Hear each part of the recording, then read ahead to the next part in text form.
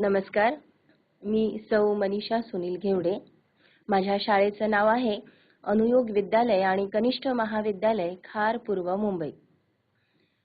माझ्या प्रिय मित्रमैत्रिणींनो, काल आपण आदर्शवादी मुळगावकर हा पाठ पाहत होतो. गोविंद तळवलकर यांनी लिहिलेला हा लेख अग्रलेख असून त्यामध्ये मुळगावकरांच्या स्वभाव वैशिष्ट्यांपर्यंत आपण येऊन पोहोचलो होतो. विद्यार्थी मित्र मैत्रिणींनो, आपल्या नववीच्या या पाठ्यपुस्तकात अशा प्रकारचे चरित्रात्मक लेख, चरित्रांची माहिती, व्यक्तिमत्वांची माहिती देण्यामागचा उद्देश हा महत्त्वाचा आहे की तुम्हा मुलांनी देखील यांच्यासारख्या व्यक्तिमत्वाची ओळख करून घ्यावी आणि या व्यक्तिमत्वांसारखंच आपलं व्यक्तिमत्व देखील घडवत राहावं. आज तुम्ही लहान आहात, पुढे जाऊन कॉलेजला जाल, आपल्या नोकरी धंद्याला लागाल, कुटुंब पाहाल, समाजात वावराल आणि अशा वेळेस माणूस म्हणून जगताना तुम्हाला अनेक चांगले वाईट अनुभव नक्कीच येतील. मुलांनो, आयुष्य जगत असताना आपण चांगल्या वाईट अनुभवांना सामोरं जात असतोच, पण त्यावेळेस आपल्या गुणांची कसोटी लागते आणि जेव्हा आपण या कसोटीत पार उतरतो, आपण ही कसोटी चांगल्या पद्धतीनं पूर्ण करतो, तेव्हाच खऱ्या अर्थानं आपल्या आयुष्याचं सार्थक झालं असं म्हणावं लागेल. मुळगावकर यांची स्वभाव वैशिष्ट्य, यांची गुणवैशिष्ट्य आपण पाहत होतो आणि त्यामध्येच आपण त्यांच्या व्यक्तिमत्वाचे अनेक पैलू अभ्यासले आणि ते अभ्यासताना तुम्हालाही असं नक्कीच जाणवलं असेल की आयुष्यात आपल्या जीवनाला वळण असणं किती महत्त्वाचं आहे. जेव्हा तुम्ही तुमच्या जीवनाचा विचार करता, आज तुम्ही विद्यार्थी दशेत आहात, ज्याप्रमाणे मुळगावकर वेळेचे, शिस्तीचे भोक्ते होते, स्वच्छतेचे भोक्ते होते, प्रचंड निष्ठा, प्रामाणिकपणा, सचोटी, चिकाटी अशा अनेक गुणांनी परिपूर्ण होते, त्यावेळेस यांच्यापैकी किती गुण आपल्यात आहेत, कोणते गुण आपल्यात आहेत आणि याचबरोबर कोणते अवगुण आपल्यात आहेत हे देखील आपल्याला माहिती असायला हवं. आपल्याकडे कोणकोणते गुण आहेत आणि त्याचबरोबर कोणकोणते अवगुण आहेत हे जेव्हा आपल्याला कळतं, त्यावेळेस आपण आपल्या अवगुणांवर लवकर मात करू शकतो. बरं, साधी उदाहरणं आहेत. आपण म्हणतो की लवकर उठावे आणि लवकर निजावे. आपल्यापैकी किती जण पहाटे लवकर उठून अभ्यास करतात बरं, की रात्री उशिरापर्यंत मोबाईलवर आपण जागरण करत असतो? म्हणजे आपल्या शरीराला आणि मनाला आपल्याला आराम द्यायला हवा, वेळ द्यायला हवा, जेणेकरून जेव्हा आपण पहाटे लवकर उठू तेव्हा आपल्या मनाने, आपल्या बुद्धीने जे काही वाचले ते पटकन आत घ्यावे. एक साधी गोष्ट आहे लवकर उठण्याची. जेव्हा तुम्ही अजून वाचन कराल, अशा व्यक्तिमत्वांना जवळून अभ्यासाल, तेव्हा तुम्हाला समजेल की हे लोक, ही अशी दिग्गज मंडळी पहाटे लवकर उठण्यापासूनच आपल्या दिवसाची सुरुवात करतात. कारण पूर्ण वेळेचं काटेकोरपणे जे काही त्यांचं शिस्तीचं पालन आहे हे त्यांच्याकडून आपसूक होत असतं. मुलांनो, आपलं मन खूप मोठं असावं, कारण जे आपले गुण आहेत, आपले अवगुण आहेत, जेव्हा आपण आपले अवगुण समजून घेऊ ना, तेव्हाच आपल्या गुणांना आपण चांगल्या पद्धतीनं न्याय देऊ शकू. आपण काल मुळगावकरांविषयी आणि टाटा कंपनी, टेल्को कंपनी याविषयी जी काही माहिती पाहिली, त्याचा रिकॅप आपण थोडक्यात पुन्हा एकदा घेऊया आणि आधी जाऊया पीपीटीकडे.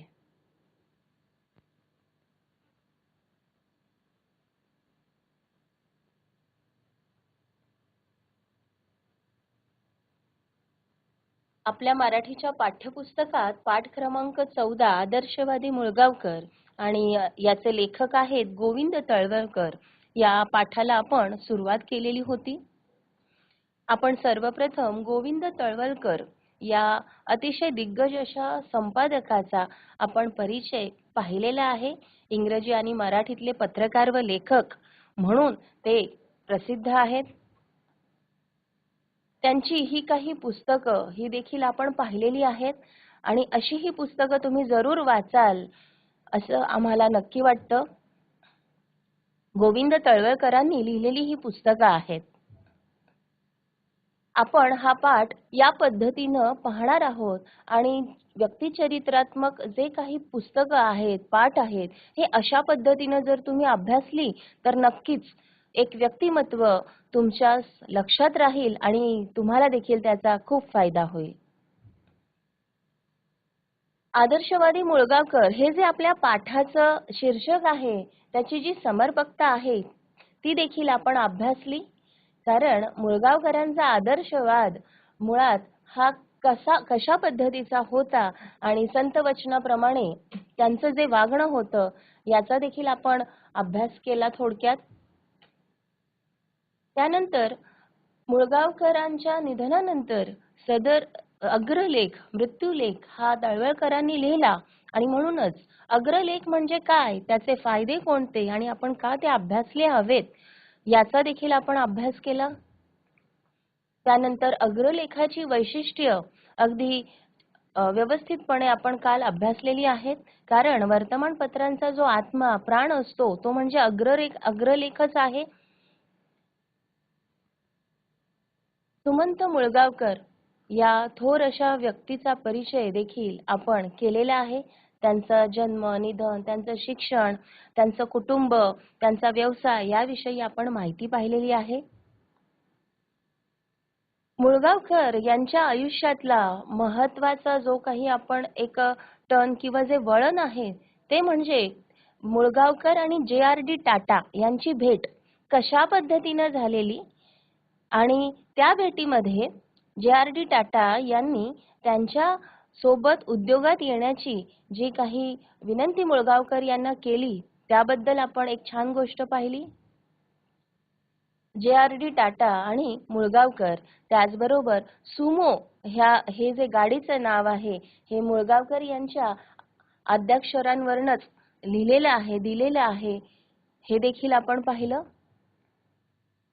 मुळगावकर आणि टेल्को यांचं जे नातं आहे म्हणजे आजची जी टाटा कंपनी आहे याची जी भरणी आहे, यांचं जे काही मोठा प्रपंच आहे तो मुळगावकरांनी कशा प्रकारे बांधला, कशा प्रकारे त्याचं बस्तान बसवलं याचं देखील व्यवस्थितपणे विश्लेषण काल आपण पाहिलेलं आहे.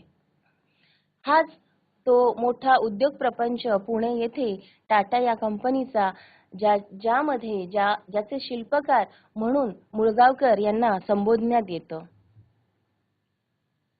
पुणे येथे हा टेल्कोचा कारखाना आहे आणि आपण काल पाहिलं की 12 वर्ष तिथे एकही उत्पादन झालं नाही. पण जे.आर.डी. टाटा यांचा जो विश्वास होता की त्यांनी हे व्यक्तही केलं की मुळगावकरांना कारखाना उभा करायचा नव्हता तर त्यांना एक उद्योग स्थापन करायचा होता.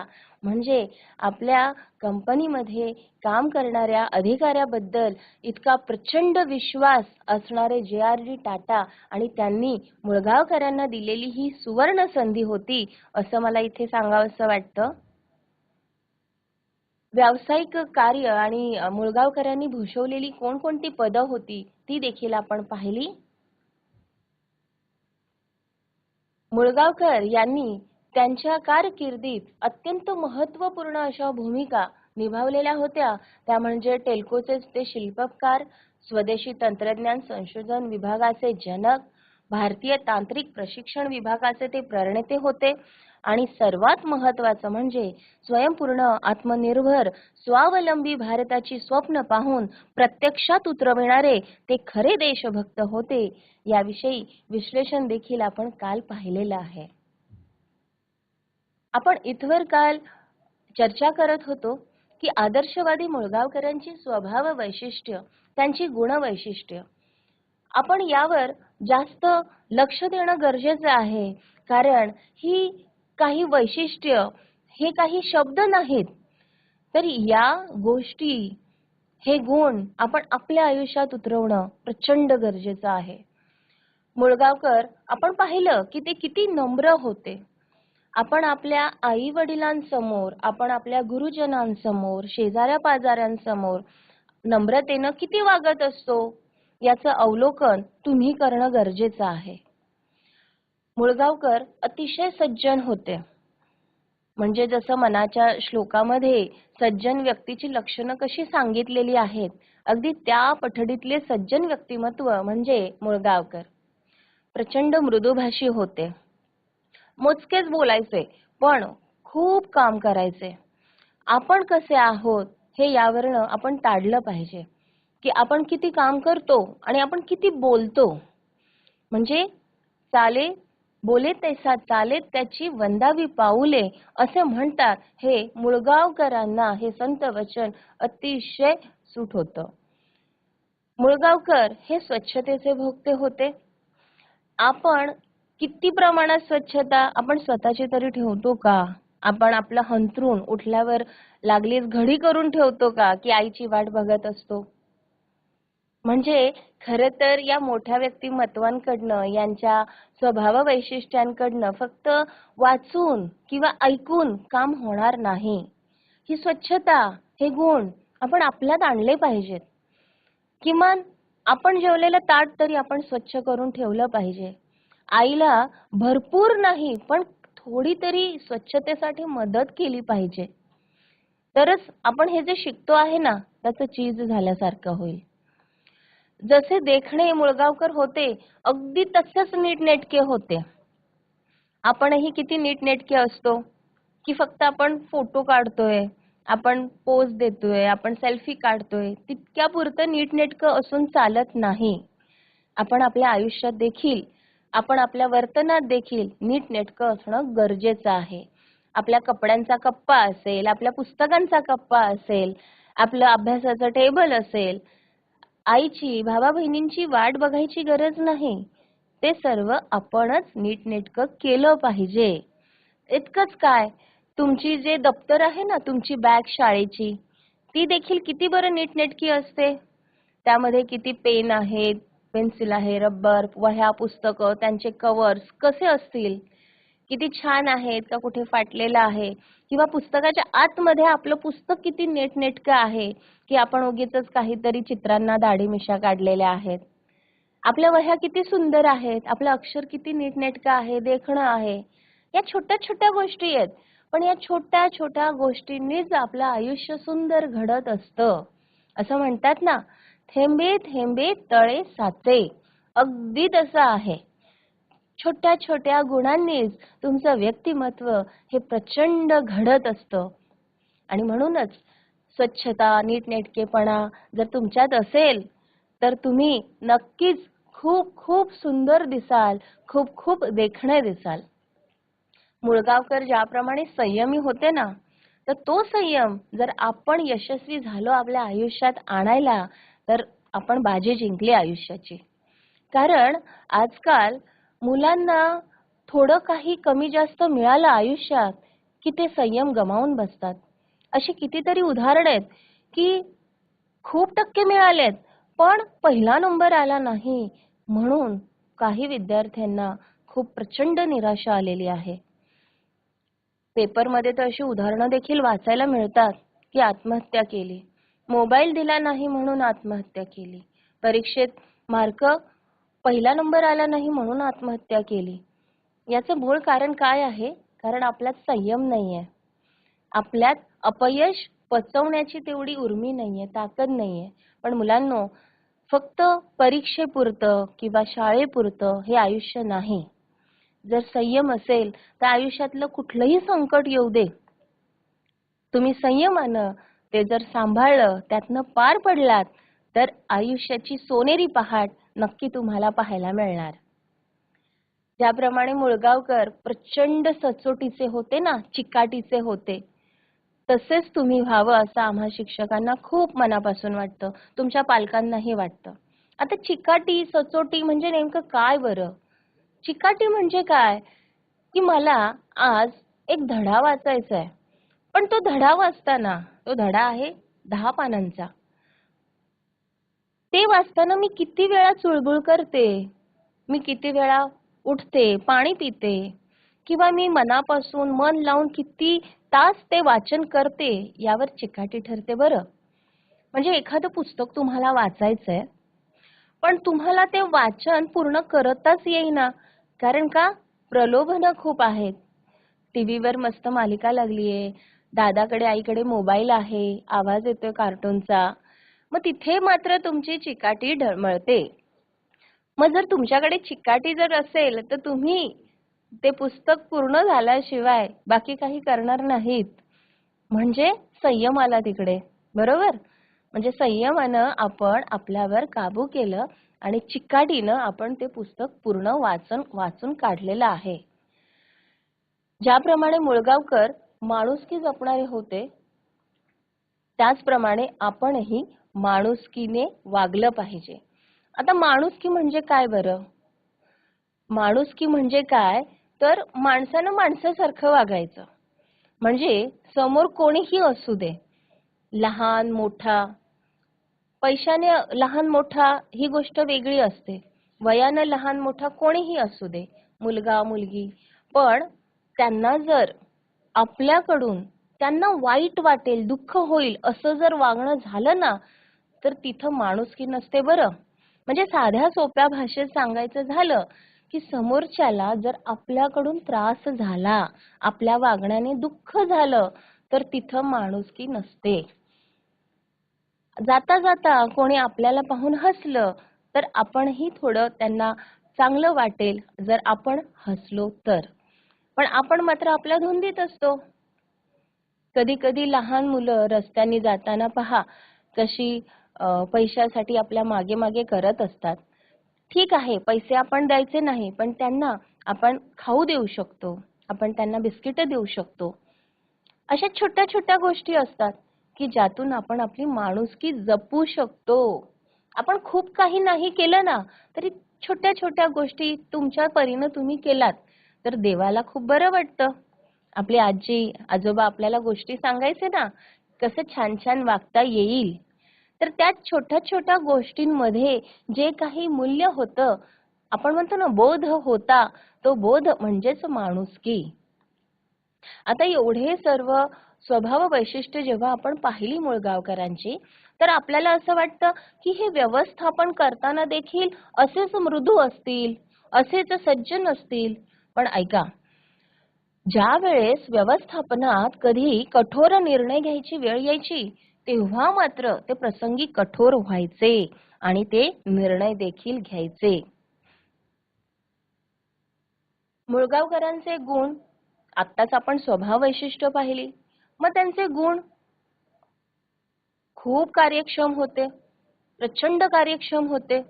आज आपण सलग 4 तास अभ्यास करू शकतो का? किती वेळा आपल्याला उठावं लागतं? जर तुम्ही करू शकत असाल तर अर्थातच तुम्ही देखील कार्यक्षम आहात. मुळगावकरांनी प्रचंड मोठे उद्योग स्थापन केले. टाटांच्या मदतीनं त्यांनी व्यवस्थापन खूप सुरेख केलं. पण अशा वेळेला नेतृत्व असणं गरजेचं असतं आणि असंच कणखर नेतृत्व मुळगावकरांमध्ये होतं आणि म्हणूनच टाटा उद्योग समूह भरभराटीला आला. मुळगावकर हे प्रचंड छान व्यवस्थापन करायचे. म्हणजे अनेक लोकांना घेऊन एकत्र खूप मोठी कामं त्यांनी केलेली आहेत. म्हणजे कारखान्यातला कामगार असू दे किंवा संचालक असू दे, प्रत्येकाशी ते तसेच वागायचे. हा कामगार आणि हे संचालक म्हणून त्यांचं वागणं कधी बदललं नाही. आणि एक छान गोष्ट म्हणजे कारखान्यातला कामगार आणि संचालक या दोघांनाही त्यांच्याविषयी प्रचंड आदर, प्रचंड प्रेम होतं. मुळगावकर हे तंत्रज्ञानात देखील प्रचंड कुशल होते, उत्तम संशोधक होते. आता एवढं सर्व त्यांनी जो काही उद्योगाचा पसारा मोठा करायला घेतला होता, तर अर्थातच ते स्वतः तंत्रज्ञानात कुशल असणार, ते स्वतः संशोधक होते आणि म्हणूनच हे त्यांना शक्य झालं. मुळगावकर हे प्रचंड ध्येयवादी होते, कारण त्यांनी खूप मोठी मोठी ध्येय डोळ्यांसमोर ठेवलेली आहेत. म्हणजे आज आपला भारत जो आपण पाहतो आहोत, म्हणजे तंत्रज्ञानाच्या क्षेत्रात अग्रेसर आहे, तर त्याची जी मुहूर्त मेढ रोवण्याची जी काही बीज आहेत ना, ती मुळगावकरांच्या कार्यात होती. त्यांचं ध्येय होतं भारताला कार्यक्षम बनवण्याचं आणि याच ध्येयावर आज आपण पुढे जात आहोत. त्यांची दूरदृष्टी देखील प्रचंड असते. मुलांनो, ज्या प्रकारे अशा प्रकारची जी व्यक्तिमत्व आहेत ही ध्येयवादी असतात, दूरदृष्टी असणारी असतात, मग आपण देखील आपलं ध्येय ठरवलंय का?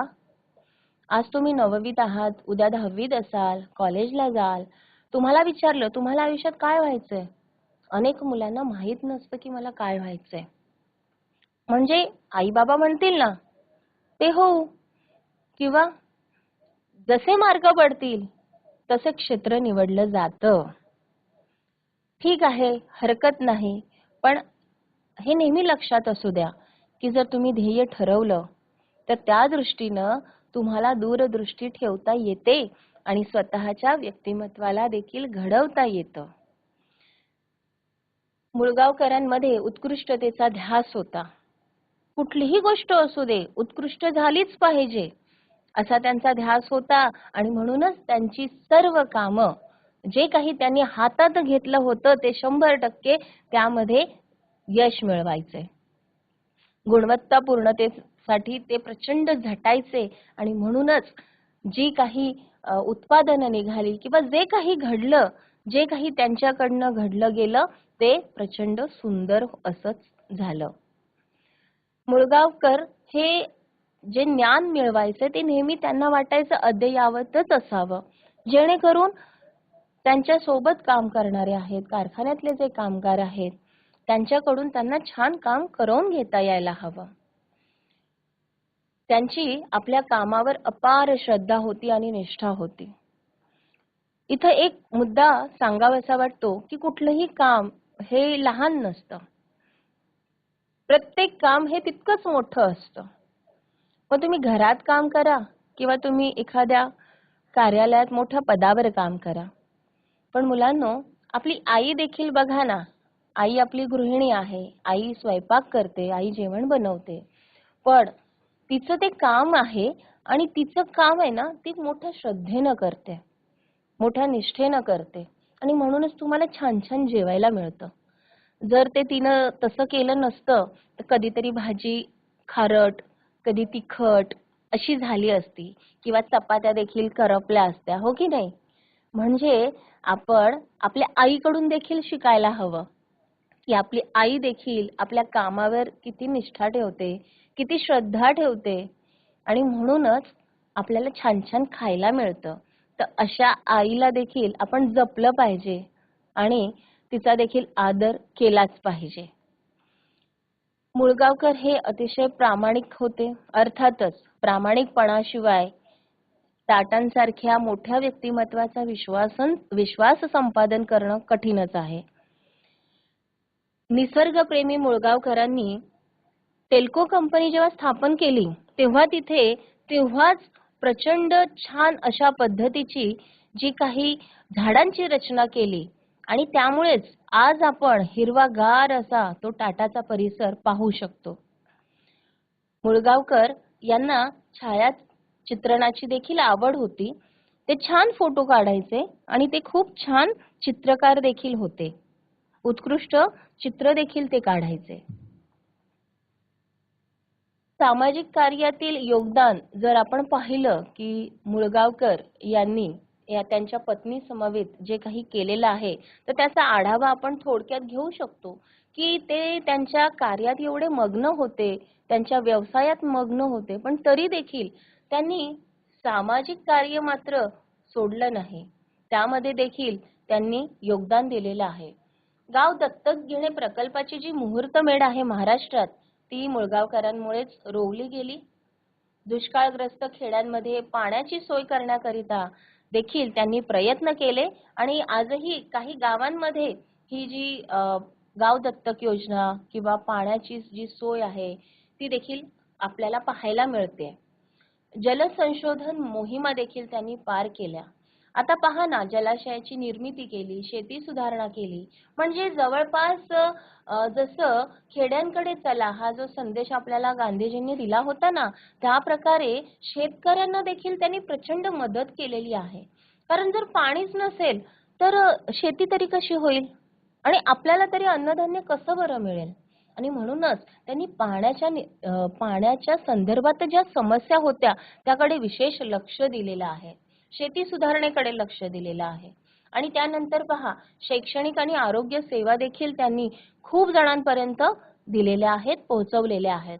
कारण शेती आहे, शिक्षण आहे, आरोग्य आहे, या आपल्या अतिशय आवश्यक अशा माणसाच्या गरजा आहेत.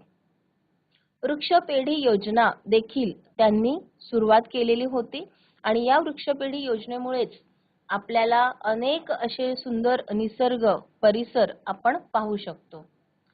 जेव्हा कोयना भूकंप झाला तेव्हा देखील त्यांच्या सोबत त्यांच्या पत्नी लीलाबाई सुमंत मुळगावकर यांनी मोठ्या निष्ठेनं ती सेवा केलेली आहे, मदत कार्य देखील केलेलं आहे. टाटा मोटर्सच्या सुमंत मुळगावकर फाउंडेशन तर्फे आजही ही सर्व कार्य अविरतपणे सुरू आहेत. आता एवढं सर्व कार्य असताना अर्थातच त्यांना मिळणारे पुरस्कार हे देखील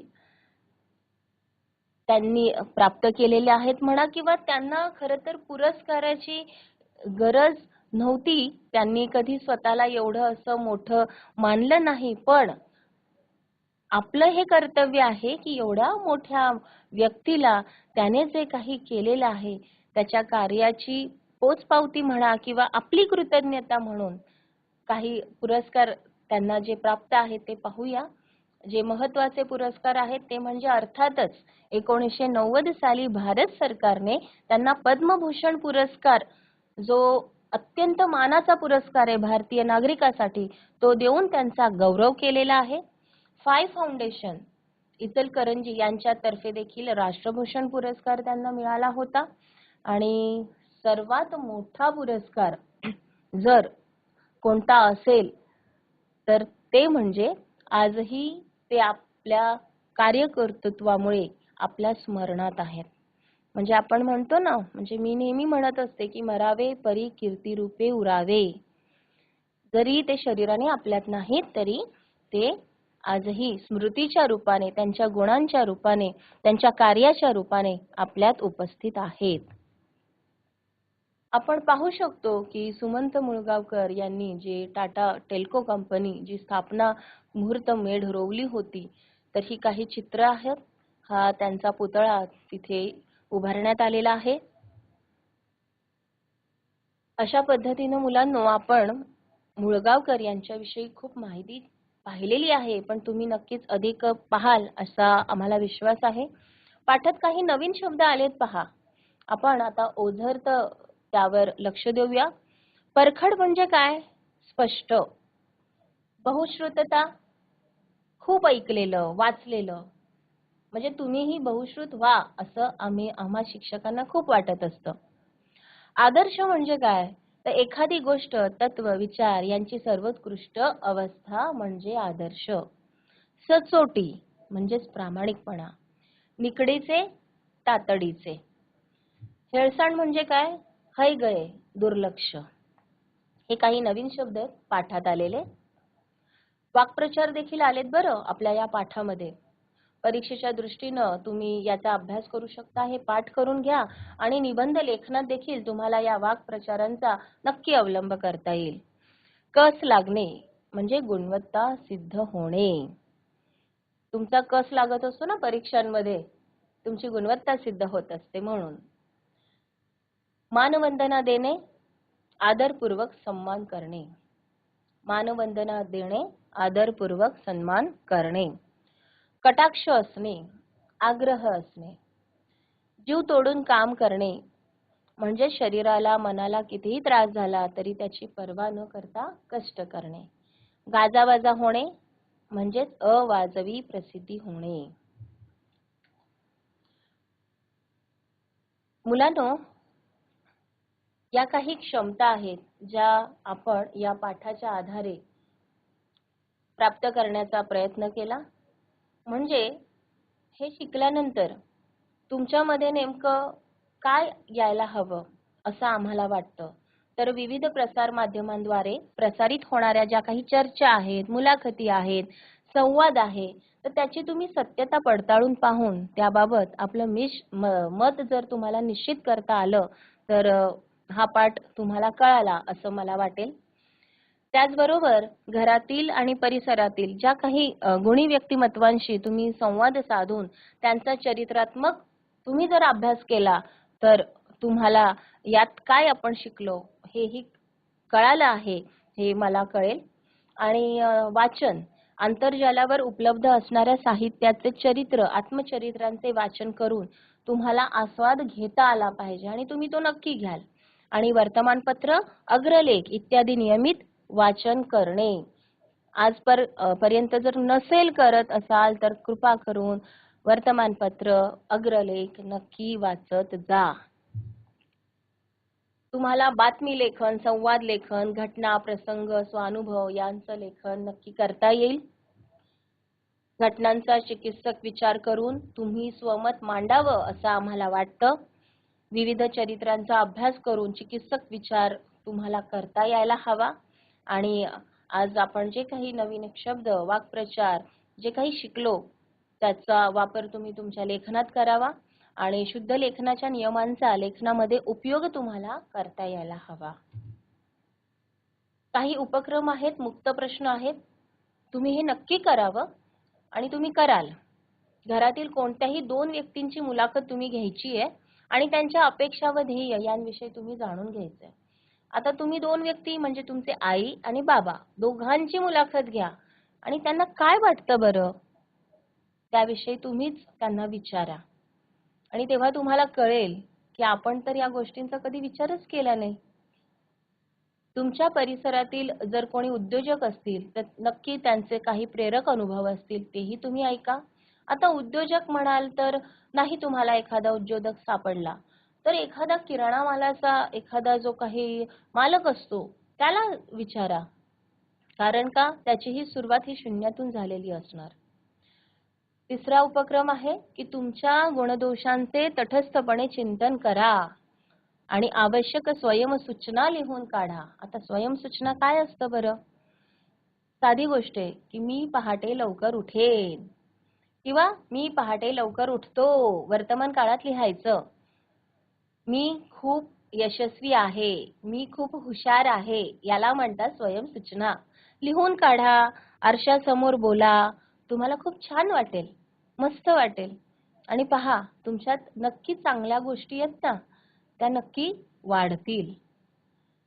10वीत प्रथम आलेल्या मुलांचा दिनक्रम विचारून तुम्हाला जाणवलेल्या वेगळ्या गोष्टींची नोंद करा. का बरं ही मुलं पहिली येतात? आपल्या आणि त्यांच्या दिनक्रमात काय मोठा बदल आहे, काय छोटा बदल आहे कळेल तुम्हाला. काही पुस्तकांची नावं आहेत, चरित्रात्मक आहेत, आत्मचरित्र आहे. वीणा गवाणकरांचं एक होता गारवर प्रचंड सुंदर पुस्तक आहे, नक्की वाचा.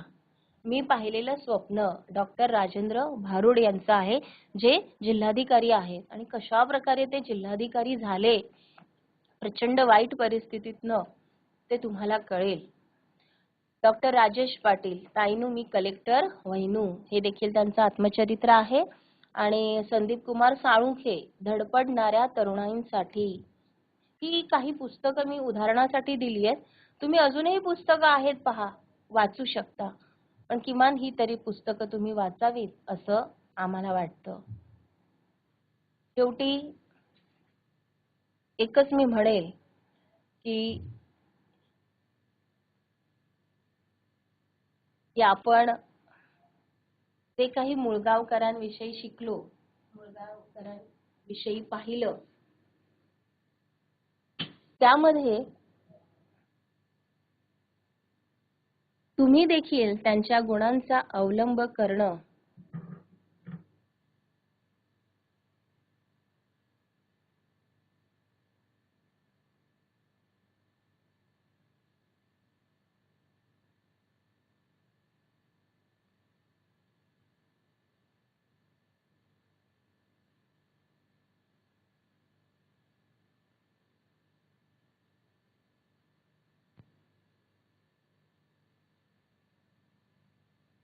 मुलांनो, आत्ताच आपण मुळगावकर यांच्याविषयी जी काही छान छान माहिती पाहिली आणि त्यानंतर त्यांच्यासारख्या व्यक्तिमत्वाकडनं जे काही आपल्याला शिकायला हवं ते काही शिकण्याचा प्रयत्न केला. आम्हा सर्व शिक्षकांना आशा आहे, तुमच्या पालकांना देखील तुमच्याकडनं प्रचंड आशा आहे की तुम्ही देखील आयुष्यात असंच खूप खूप छान काम कराल, खूप मोठं काम कराल, जेणेकरून तुम्हालाही तुमचं आयुष्य छान जगता येईल आणि तुमच्या आई-वडिलांना, तुमच्या शेजारी पाजारी नातेवाईकांना आणि आम्हा सर्व शिक्षकांना, गुरुजनांना देखील तुमचा सार्थ अभिमान वाटेल. आणि एवढं बोलून इथे मी तुम्हा सर्वांची रजा घेते. धन्यवाद.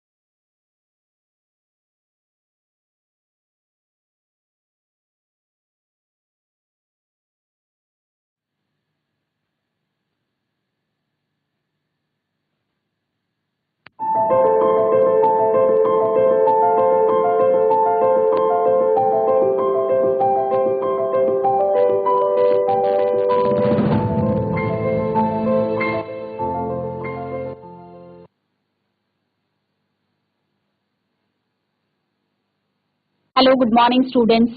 This is Shweta Patil. Welcome you once again in our virtual classroom. Yesterday we have seen about our writing skill, that is speech writing. I hope you all must be very clear about the elements of a good speech and the tips which you are going to follow while writing a speech. की भाषण लिहिताना काय काय गोष्टी महत्त्वाच्या आहेत आणि कोणकोणत्या टिप्स आपण लक्षात घेणार आहोत ते आपण कालच्या भागात पाहिले. आता आपण पुढे जाणार आहोत की स्पीच कशा प्रकारे आपण लिहूयात. Let's see through PPT. So students, yesterday we have seen what is a speech. We should be able to express our thoughts and ideas. की आपले विचार आणि भावना लिखाणाच्या माध्यमातून, भाषणाच्या माध्यमातून प्रकट करता येणं म्हणजे speech. So speech can be on various topics. वेगवेगळ्या विषयांवरती आपल्याला आपल्या परीक्षेमध्ये स्पीचेस विचारले जातात. तेव्हा ते स्पीच रायटिंगसाठी आपण कोणते घटक लक्षात घ्यायचे आहेत ते आपण काल पाहिलेलं आहे.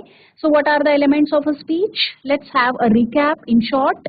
थोडक्यात फक्त कालचा रिकॅप आपण पाहणार आहोत की इंट्रोडक्शन, बॉडी अँड कन्क्लुजन हे 3 एलिमेंट्स आहेत स्पीच रायटिंग करत असताना. Then we have seen that a speech should be simple, concise and clear.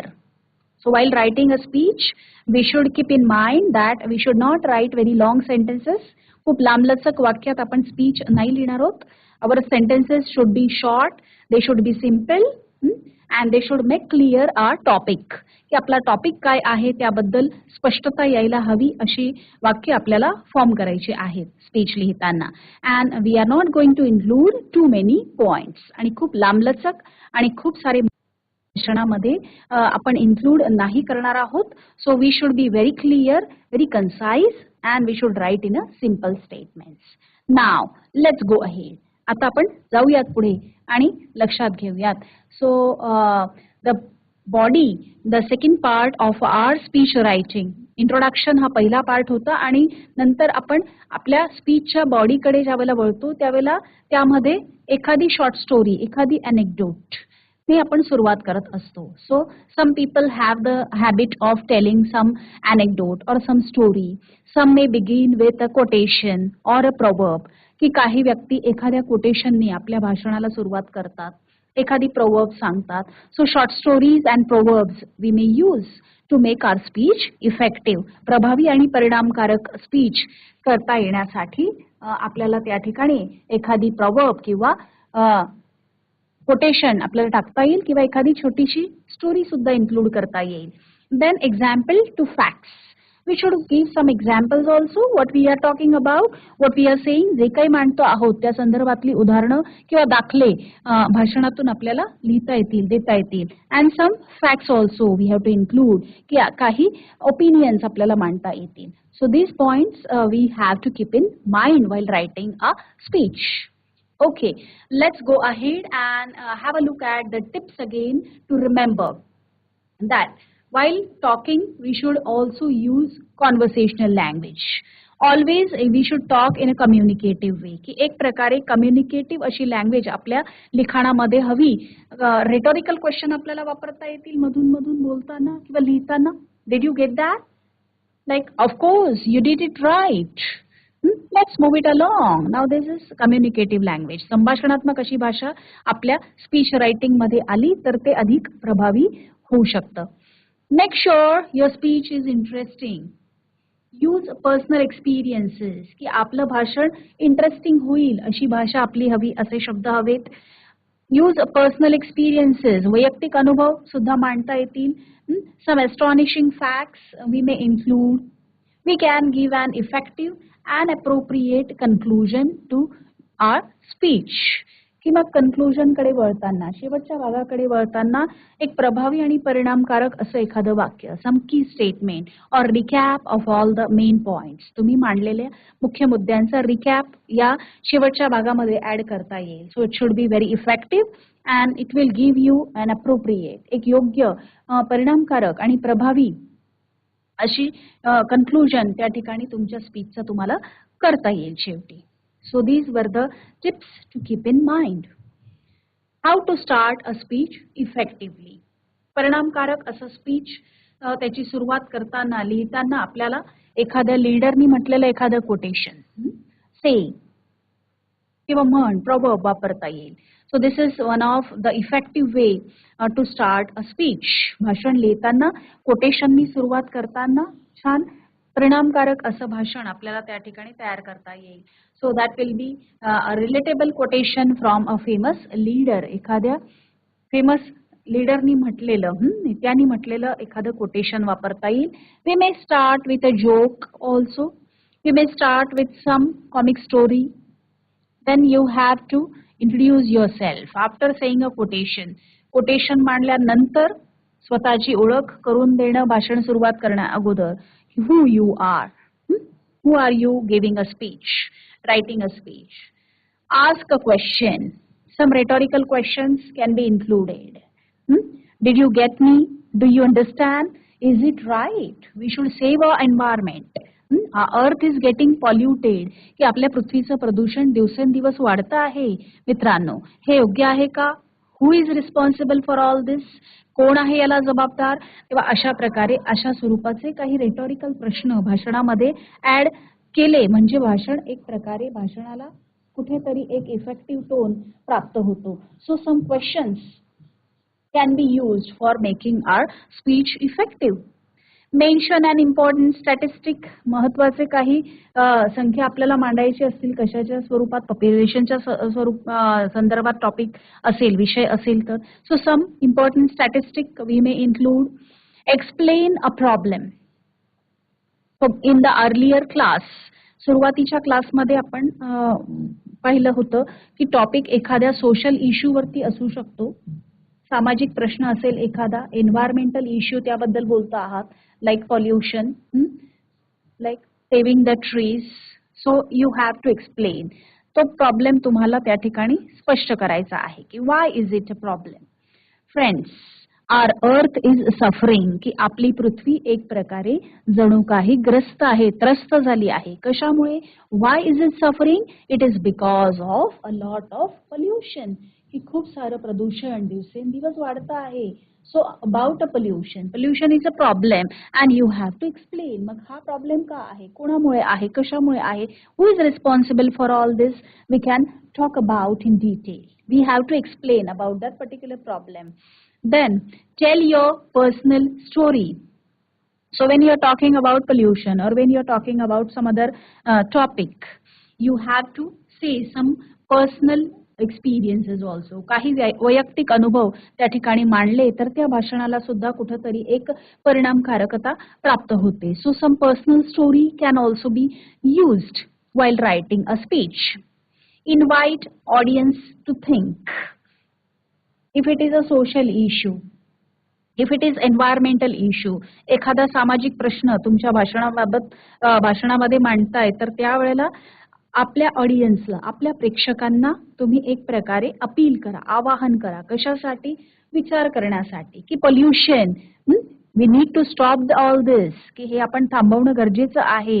Late us come forward, let us come ahead and think about this. We can solve this issue, की आपण हा प्रश्न सोडवू शकतो. आपण विचार करण्याची गरज आहे. सो भाषा अशी असावी की त्या भाषणातून एक प्रकारे प्रेक्षकांना किंवा वाचकाला विचार करण्यासाठी उद्युक्त केलं जावं. So invite your audience to think. So these were some of the tips. Again we can say students, एक प्रकारे या टिप्सच म्हणता येतील आपल्याला आपलं भाषण प्रभावीपणे लिहिता येण्यासाठी. I will repeat. Use a quote. You may start with a joke. Quotation by some famous leader can be used. After that, introduce yourself. स्वतःची ओळख करून द्या. Introduce your topic as well. स्वतःची ओळख करून देण्यासोबतच टॉपिकची ओळख महत्वाची आहे. What you are going to talk about. Ask questions in between. मध्ये मध्ये rhetorical प्रश्नांचा वापर. Mention an important statistics. Explain some problem. Talk about your personal experiences as well and make people think. So these were all the tips while writing an effective speech. Let's go ahead. So actual speech, how is it written? Speech कसं लिहिलं जातं त्याकडेच आता आपण इथे वळणार आहोत या स्लाइडमध्ये. The first part is how to begin. सुरुवात कशी करणार आहोत? We will begin with a greeting. अभिवादन करून आपल्याला जे कोणी ऐकता आहेत, जे कोणी ते स्पीच वाचतं आहे, परीक्षेत लिहित असाल तर ते रिटन स्पीच असणार आहे. So of course in the written speech also, written speech मध्ये सुद्धा तुम्हाला हे ग्रीटिंग वापरणं गरजेचं आहे. You have to greet the listeners, you have to greet the readers by saying good morning, good afternoon. You may also say hello, hello everyone. Good afternoon everyone, good morning everyone. भाषणाची सुरुवात या ग्रीटिंगनी आपण करायची. Then comes the salutation. Salutation means you are addressing the people, those who are listening to you, those who are talking to you, or those who are reading you. Greeting झाल्यानंतर जे उपस्थित आहेत त्या उपस्थितांना उद्देशून एक सॅल्युटेशन आपल्याला करायचं आहे. Respected sir, honourable sir also you may से.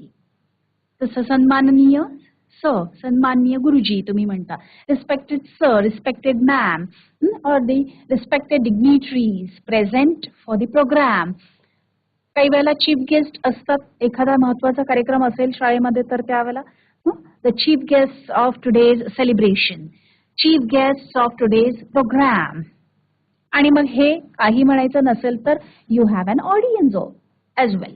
आणि मग ऑडियन्स आहे हे कोणाला उद्देशून की जे डायस वरती आहेत, व्यासपीठावर आहेत, स्टेजवरती आहेत, त्यांना उद्देशून सॅल्युटेशन करणं गरजेचं आहे. And the audience also. तुम्ही एखाद्या प्रोग्राम विषयी स्पीच लिहित असाल तर त्यावेळेला हे ग्रीटिंग आणि सॅल्युटेशन खूप महत्वाचं आहे. So always speech should be written with a greeting as well as salutation. Greeting आणि सॅल्युटेशन यायलाच हवं भाषणात सुरुवातीला. Now we come to and introduction. आता आपण वळतो इंट्रोडक्शन कडे. Introduction of the topic. Along with introduction of the topic, you may introduce yourself also. Topic सोबतच स्वतःची ओळख, तुमची ओळख ती पण केली तरी काही अडचण नाही. Today I am the representative of Jai Hind College. Mr. Rahul Joshi would like to share my thoughts. इथे मी आय म्हटलंय, आयच्या ऐवजी तुम्ही तुमचं नाव वापरू शकता. Hello, good morning everyone, respected principal, respected sir, respected ma'am and all the dignitaries and all my dear friends.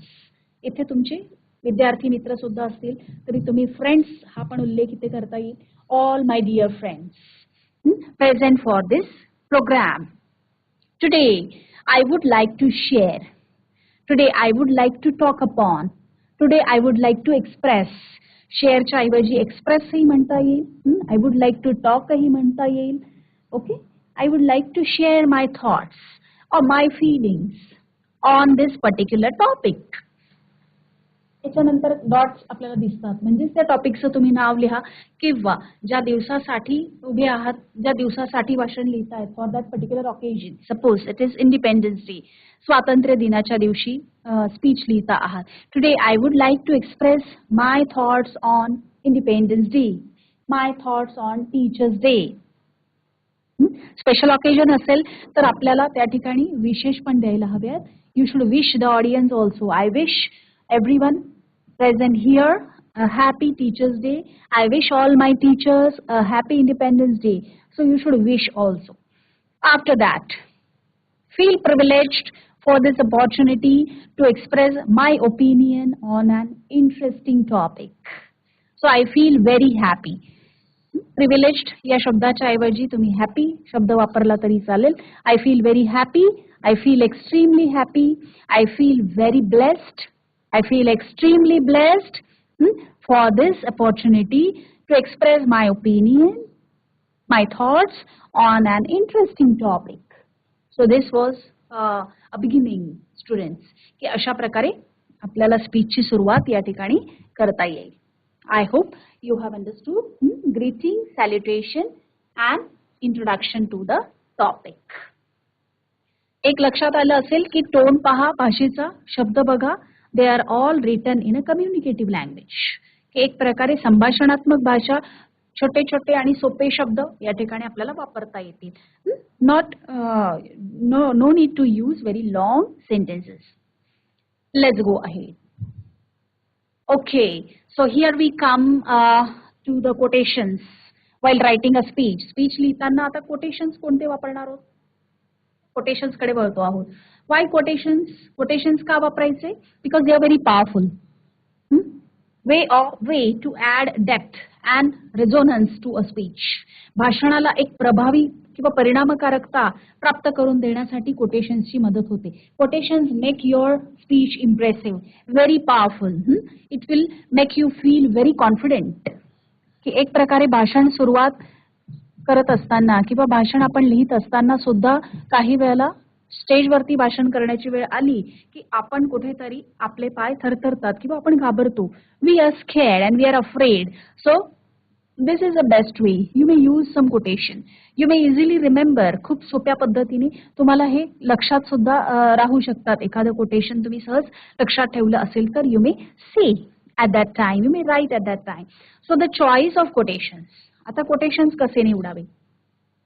They should align with the theme. तुमच्या टॉपिकशी मग ते रिलेटेड हवेत. If you're talking about nature, if you're talking about trees, if you're talking about environment, if you're talking about some special occasion, some special day, special अशा दिवसाविषयी बोलतात, independence day विषयी बोलत आहात तर त्यावेळेला स्वातंत्र्य दिनाशी संबंधित एखादं हिंदीतून कोटेशन, मराठीतून कोटेशन और English quotation you may use for this English speech. Here are some diverse quotations for different occasions and the themes. आता वेगवेगळ्या ऑकेजन्ससाठी वेगवेगळे कोटेशन्स आपण वापरू शकतो. So quotations may be inspiring, inspirational, प्रेरणादायी भाषण असेल तर त्यावेळेला असे कोटेशन्स वापरता येतील. Inspirational quotations. Some quotations are educational quotations. When you want to state the importance of education, भाषणाचं महत्त्व समजून भाषणामध्ये शिक्षणाचं महत्त्व समजून देण्याकरता असे कोटेशन्स वापरता येतील. Yes. So we had I hope you have understood about the quotations. Let's go ahead. So these are some inspirational quotes which I have introduced. काही inspirational quotes काही leadersनी, काही प्रख्यात अशा रायटर्सनी किंवा प्रसिद्ध व्यक्तींनी जे म्हटलेले आहेत ते आपण वापरू शकतो आपल्या भाषणात. Steve jobs, one of the very famous person, he has said the only way to do great work is to love what you do. Believe you can and you are halfway there. Roosevelt, a thinker and a philosopher, Roosevelt has said, believe you can and you are halfway there. So these are एक प्रेरणादायी असे हे quotations आहेत. Winston Churchill has said, success is not final, failure is not fatal, it is the courage to continue that counts. So these are little long quotations, children, की हे थोडेसे मोठे quotations आहेत. यातून आपण काही छोटे आणि सोपे quotations आपल्याला वापरता येतील भाषणाकरता. So this was for your reference. तुमच्यासाठी दाखले म्हणून उदाहरणादाखल ही काही quotations होती. Next. Yes, Nelson Mandela has said that education is the most powerful weapon which you can use to change the world. शिक्षण हे खूप पॉवरफुल असं हत्यार आहे, शस्त्र आहे. So with education you can change the world. The earth does not belong to us, we belong to the earth. If you are talking about Earth Day, save earth. Marlin Matlin. When using quotations in a speech, make sure to provide context. Quotations म्हटल्यानंतर directly टॉपिकला हात घातला असंही न करता we can talk about that context. If you're talking about success, if you're talking about education, if you're talking about earth, you have to explain some context also. की त्याच्याशी related context थोडासा आपल्याला त्या ठिकाणी त्याबद्दल बोलता येईल. Explain how they relate to your message. तुम्ही तुमच्या भाषणातून, स्पीचमधून काय सांगू इच्छित आहात त्याच्याशी तो रिलेट होणारा हवा, त्याच्याशी संबंधित कोटेशन असायला हवं. यूज देम टू सपोर्ट और रेनफोर्स युअर की पॉइंट्स. तेव्हा कोटेशन्सची मदत का होईल? तुमच्या भाषणाला एक सपोर्ट होईल किंवा तुमचे की पॉइंट्स, महत्वाचे मुद्दे त्या ठिकाणी हायलाइट करता येतील त्या कोटेशन्सच्या मदतीने. So some additionally attribute the quotes to their respective authors to give credit and credibility to your speech. So the quotes are very wonderful way to have a powerful speech. कोट्सच्या मदतीने एक powerful speech आपल्याला develop करता येईल किंवा आपल्या स्पीचला एक credibility म्हणजे विश्वासार्हता एक प्रकारे प्राप्त करून देता येईल. So this was about using quotations in a speech.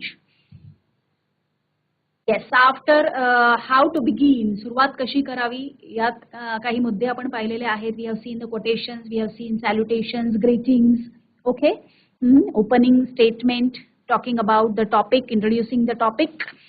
Yes, and now we come to second paragraph. Second paragraph will include examples. Examples तुम्ही देणं गरजेचं आहे पुढच्या सेकंड पॅराग्राफ मध्ये. Second paragraph can be called the body of your speech also. The main points will include here. Main points या ठिकाणी येतील. Some examples you may say importance of that particular day. Teachers day विषयी बोलतात. You have to state the importance, त्याचं महत्त्व या ठिकाणी सांगणं गरजेचं आहे. The place of teachers in your life, तुमच्या आयुष्यातलं शिक्षकांचं स्थान. So describe in 3-4 lines. So along with the main points your own opinions, स्वतःची मतं यामध्ये इन्क्लूड असावीत. Duties and responsibilities as a citizen. Independence day विषयी स्पीच असेल तर हा मुद्दा घेता येईल की what are your duties, what is your role as a student, as a citizen. देशाचा एक नागरिक म्हणून आपले कर्तव्य, जबाबदाऱ्या किंवा एक स्टुडंट म्हणून आपला रोल जर इंडिपेंडन्स डे विषयी किंवा एखाद्या इश्यू विषयी बोलत असाल तर what will you do to change this situation. Solutions आपण म्हणतो ना, व्हॉट विल यू डू, तुम्ही काय कराल हा प्रश्न सोडवण्याकरता. What will you do to change this situation. You have to ask the readers, you have to ask the listeners. जसं मी म्हटलंय की काही रेटॉरिकल प्रश्न वापरता येतील की हा प्रश्न आपण कसा सोडवू शकतो, समस्या कशी सोडवता येईल.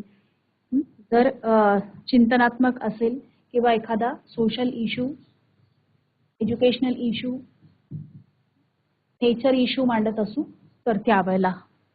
So what will you do in that case. After second paragraph let's go ahead. Now, how to write a body effectively? Yes, second paragraph includes the body of the speech. दुसऱ्या पॅराग्राफ मध्ये आपल्या स्पीचची body, मुख्य मुद्दे ज्यामध्ये येणार आहेत. थोडक्यात आता हे पुन्हा काही हायलाइट्स की कशा प्रकारे आपला मुख्य मुद्दे इफेक्टिव्हली आपल्याला मांडता येतील. The body of your speech is where you will highlight the overarching points you are trying to make, but be careful not to throw too much information at your audience. ही body महत्वाची आहेत, मुख्य मुद्दे महत्वाचे आहेत, पण खूप सारी माहिती त्या ठिकाणी सांगितल्या गेली. लांबलचक वाक्य होती, किचकट होती. So that should not happen. ते या ठिकाणी होणार नाही याची काळजी आपण घेऊ. So be careful. Say in short, use a simple language and be concise. Be clear about what you want to say. जे म्हणतात ते क्लिअर असावं. So 2 to 3 main points are enough. At last I have mentioned की 2 ते 3 मुख्य मुद्दे पुरेसे आहेत या ठिकाणी बॉडीमध्ये. Yes, body of the speech it provides explanations. Exactly. या ठिकाणी स्पष्टीकरण येणार आहेत, टॉपिक विषयीची एक्झाम्पल्स येतील. Any details that can help you deliver your purpose. जो काही उद्देश आहे तुम्ही मांडण्याचा त्या संदर्भातले details. Then you have to explain the main idea. मुख्य मुद्दे तुम्हाला या ठिकाणी स्पष्ट करायचे असतील दिलेल्या टॉपिक वरती. Yes, so I hope it is clear की इंट्रोडक्शन नंतर बॉडी मध्ये काय काय येणार आहे ते आपल्याला लक्षात आलं असेल. जाऊयात पुढे. Yes, what is the body of the speech and why. Yes, it is already over dear children की body should have 3 main points. फक्त मुख्य मुद्दे आपण बघूयात आता. इथे 3 महत्वाचे मुद्दे या ठिकाणी यायला हवेत. So these 3 points they should have supportive information. महत्वाची माहिती या 3ही मुद्द्यामध्ये येईल. It will include some research details. पहा, स्पीच लिहायचं असेल किंवा स्पीच द्यायचं पण असेल स्टेजवरती तरी सुद्धा आपल्याकडे आपण काय करतो, माहिती मिळवतो, माहिती जमवतो. वी डू सम रिसर्च आणि काही ऑथेंटिक माहिती त्या ठिकाणी आपल्याला आपल्या भाषणातून मांडता येणं मग सोपं होतं. रिसर्च केल्यानंतर ती इन्फॉर्मेशन स्पीचच्या माध्यमातून मांडणं. So this information we have to put. well-known facts, telling where their facts come from can bolster the believability of the speech. आणि या बाजूला पर्पज पुन्हा एकदा आहे, बॉडी का लिहिली जाते किंवा मुख्य मुद्दा जो आहे आपल्या स्पीचचा, the body is the heart. Yes, it is the heart, the brain and the nerve centre of the entire presentation. तुमच्या भाषणाचा खूप महत्वाचा हा भाग आहे. जसं आपल्या शरीराचा महत्वाचा भाग म्हणजे आपला हार्ट किंवा आपला brain. It is the place where you exhibit in an organised manner. खूप संघटितपणे या ठिकाणी तुम्ही माहिती मांडणं अपेक्षित आहे.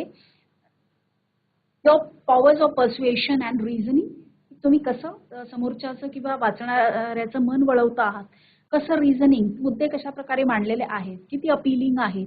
Audience need to be convinced, they need to be informed, they need to be shown. निश्चितपणे की माहिती तर मिळायला हवीच आपल्या भाषणातून, पण आपल्या भाषणातून लोकांचं मनपरिवर्तन होणं, जसं एखाद्या सामाजिक प्रश्नावरचं भाषण असेल तर they need to be shown. After your audience hears your introduction and knows your thesis, you need to show or prove your point. So your own opinions also do matter in this main part of your speech. And very important is when you are writing a speech, you should always write your speech in a conversational tone. संभाषणात्मक असा tone आपला हवा. लेखी भाषा आणि लांबलचक वाक्य भाषणामध्ये नकोत. Language should be very simple. Importance of clarity, brevity, and avoiding jargon. Yes, स्पष्ट मुद्दे मांडता यायला हवेत. Brevity means the use of particular words, की कशा शब्दांचा वापर आपण केलेला आहे. पर्टिक्युलर योग्य त्या शब्दांचा योग्य प्रकारे वापर करता येणं. Brevity of the sentences of the words and avoiding jargon. So no need to explain. There should not be any repetition असता कामा नये. महत्वाचे मुद्दे क्लिअरिटी त्यामध्ये हवी, क्लिअरली मांडता यायला हवेत. And using rhetorical devices. निश्चितपणे काही प्रश्न चिंतनात्मक असे प्रश्न समोर ठेवता येतील की do you believe, do you agree with me, like so such rhetorical devices. Do you believe, agree.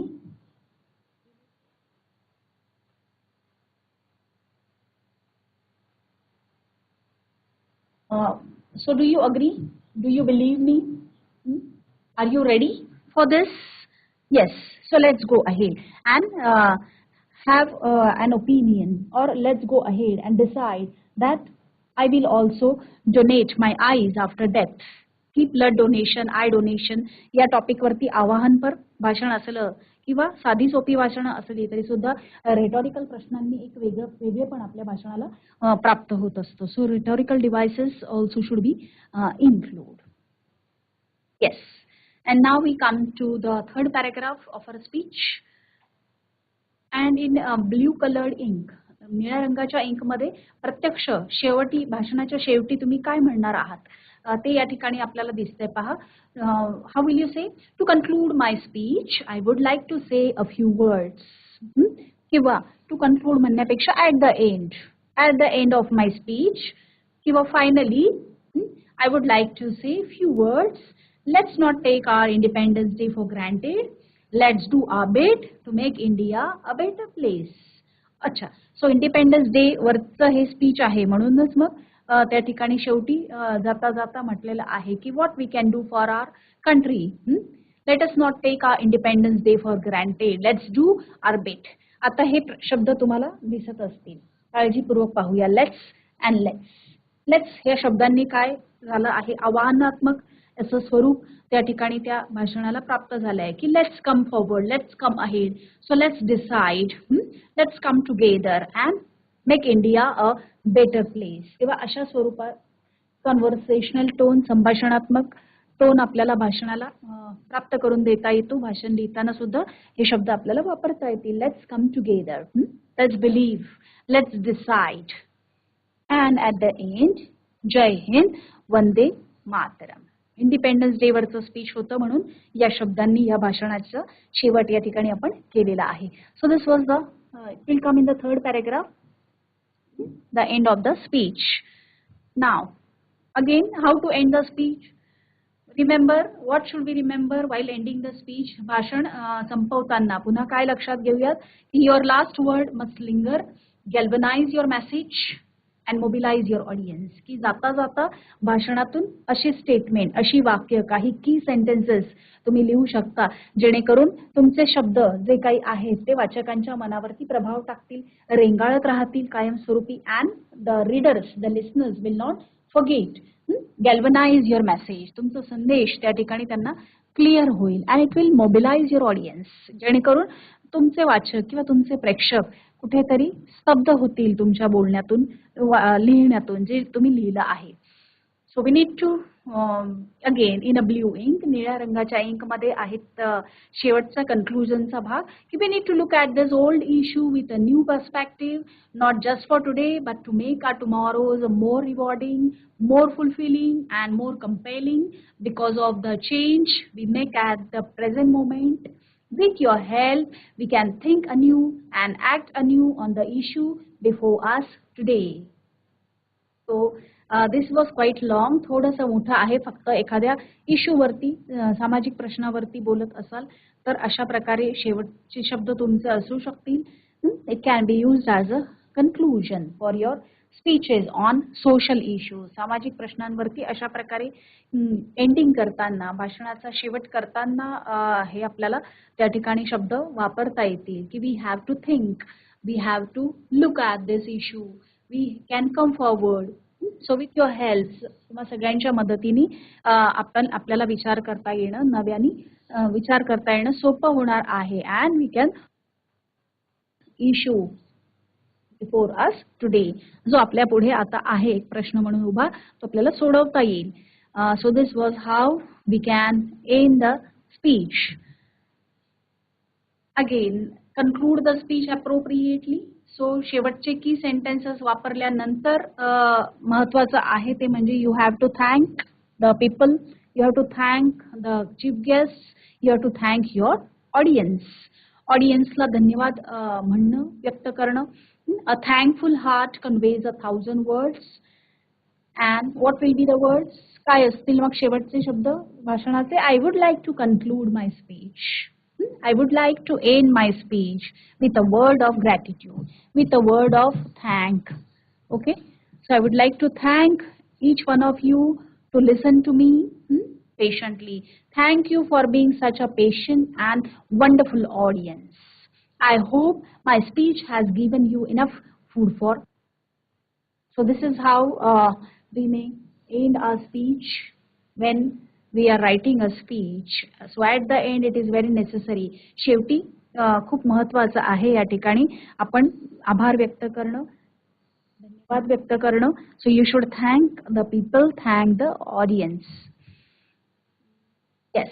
Now here is a speech which I have tried to give you as an example. एक उदाहरणादाखल एक speech या ठिकाणी आपल्याला स्क्रीनवरती दिसतं आहे. Independence day असेल तर कशा पद्धतीने तुम्ही स्पीच लिहू शकता. निळ्या रंगाच्या अक्षरामध्ये स्पीच लिहिलेलं आहे. Freedom is never dear at any price, is the breath of life. A very good morning to one and all present here. I feel extremely happy to welcome you to this Independence Day celebration of our school. So what is this? Written in inverted comma. अवतरण चिन्हात लिहिलेलं काय आहे हे? Yes, it's a quotation. एक quotation वापरलेलं आहे. It's a saying. So freedom we are talking about. A very good morning. And here is a greeting to the people. उपस्थित लोकांना एक greeting, एक अभिवादन केलंय. And how do you feel at this moment, की तुमच्या भावना मग या ठिकाणी भाषण करण्यासाठी संधी मिळाली म्हणून काय वाटतं? I feel very happy to welcome you to speak on this occasion of independence day celebration. We have gathered here to commemorate this day and also the sacrifices of our very brave freedom fighters. Yes. Then you have to state the purpose. मग त्या दिवसासाठी तुम्ही का एकत्र जमलेले आहात ते सांगता येईल. What are you doing? What are you celebrating? What is the reason? What is the occasion? कोणता प्रसंग आहे ज्या प्रसंगी तुम्ही बोलता आहात, लिहिता आहात भाषण. This way, so this is how we can focus on the body by giving details of Independence Day. Discuss the struggle of our freedom fighters. Yes, definitely. So in the main points we have to talk about the struggle. आपल्या स्वातंत्र्य सैनिकांनी केलेला संघर्ष त्याविषयी बोलू शकतो आपण मुख्य मुद्द्यांमध्ये.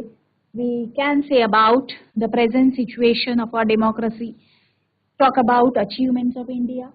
इंडिपेंडन्स डे विषयी बोलतो आहोत म्हटल्यावर भारताने आतापर्यंत केलेली कामगिरी त्यावर प्रकाश टाकता येईल. So this points can be included. हे मुद्दे विद्यार्थी मित्रांनो आपल्याला समाविष्ट करता येतील आपल्या भाषणामध्ये. So this is using a quotation, having a good beginning, greeting everyone, salutations, how do you feel and what is the occasion. कोणता प्रसंग आहे त्या क्षणी तुम्ही जमलेले आहात त्याविषयी बोला. टॉपिक विषयी बोला. State your topic, mention your topic. तुमचं टॉपिक काय आहे तो सांगा. And you have to say about that topic. आणि मग त्या मुख्य मुद्द्यावरती आपल्याला सेकंड पॅराग्राफ मध्ये मांडता येईल. So these were all elements of a good speech, whether you are writing or giving. तुम्ही लिहिता आहात स्पीच किंवा स्पीच देण्याकरता सुद्धा हे मुद्दे खूप महत्त्वाचे आहेत. While giving a speech, when you are giving a speech on stage, you should have a proper eye contact. Some gestures, facial expressions are very important.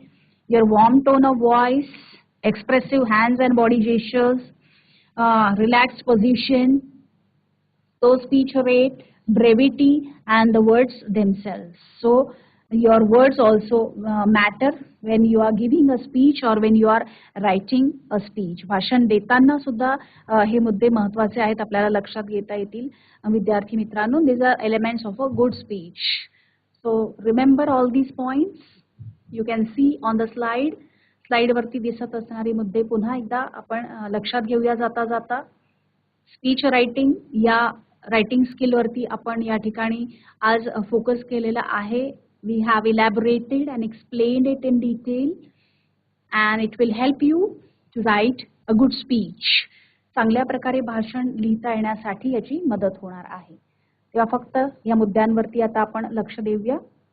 तुमचं स्पीच कसं असेल? Simple, well stated, content should be organised, क्रम योग्य असावा, ideas योग्य प्रकारे मांडलेल्या असाव्यात, सपोर्टिव्ह आयडियाज पण असाव्यात, मुख्य मुद्दे उपमुद्दे आपण म्हणतो, फॅक्ट्स फिगर्स, काही फॅक्ट्स फिगर्स आपल्याला देता येतील, एक्झाम्पल्स उदाहरणं आणि दाखले, and there is a proper conclusion as well at the end. शेवटी जाता जाता एक योग्य अशा शेवट तुमच्या भाषणाचा महत्त्वाचा आहे. So these were the points you should remember while writing a good speech, and it will definitely help you to write an impressive and effective speech.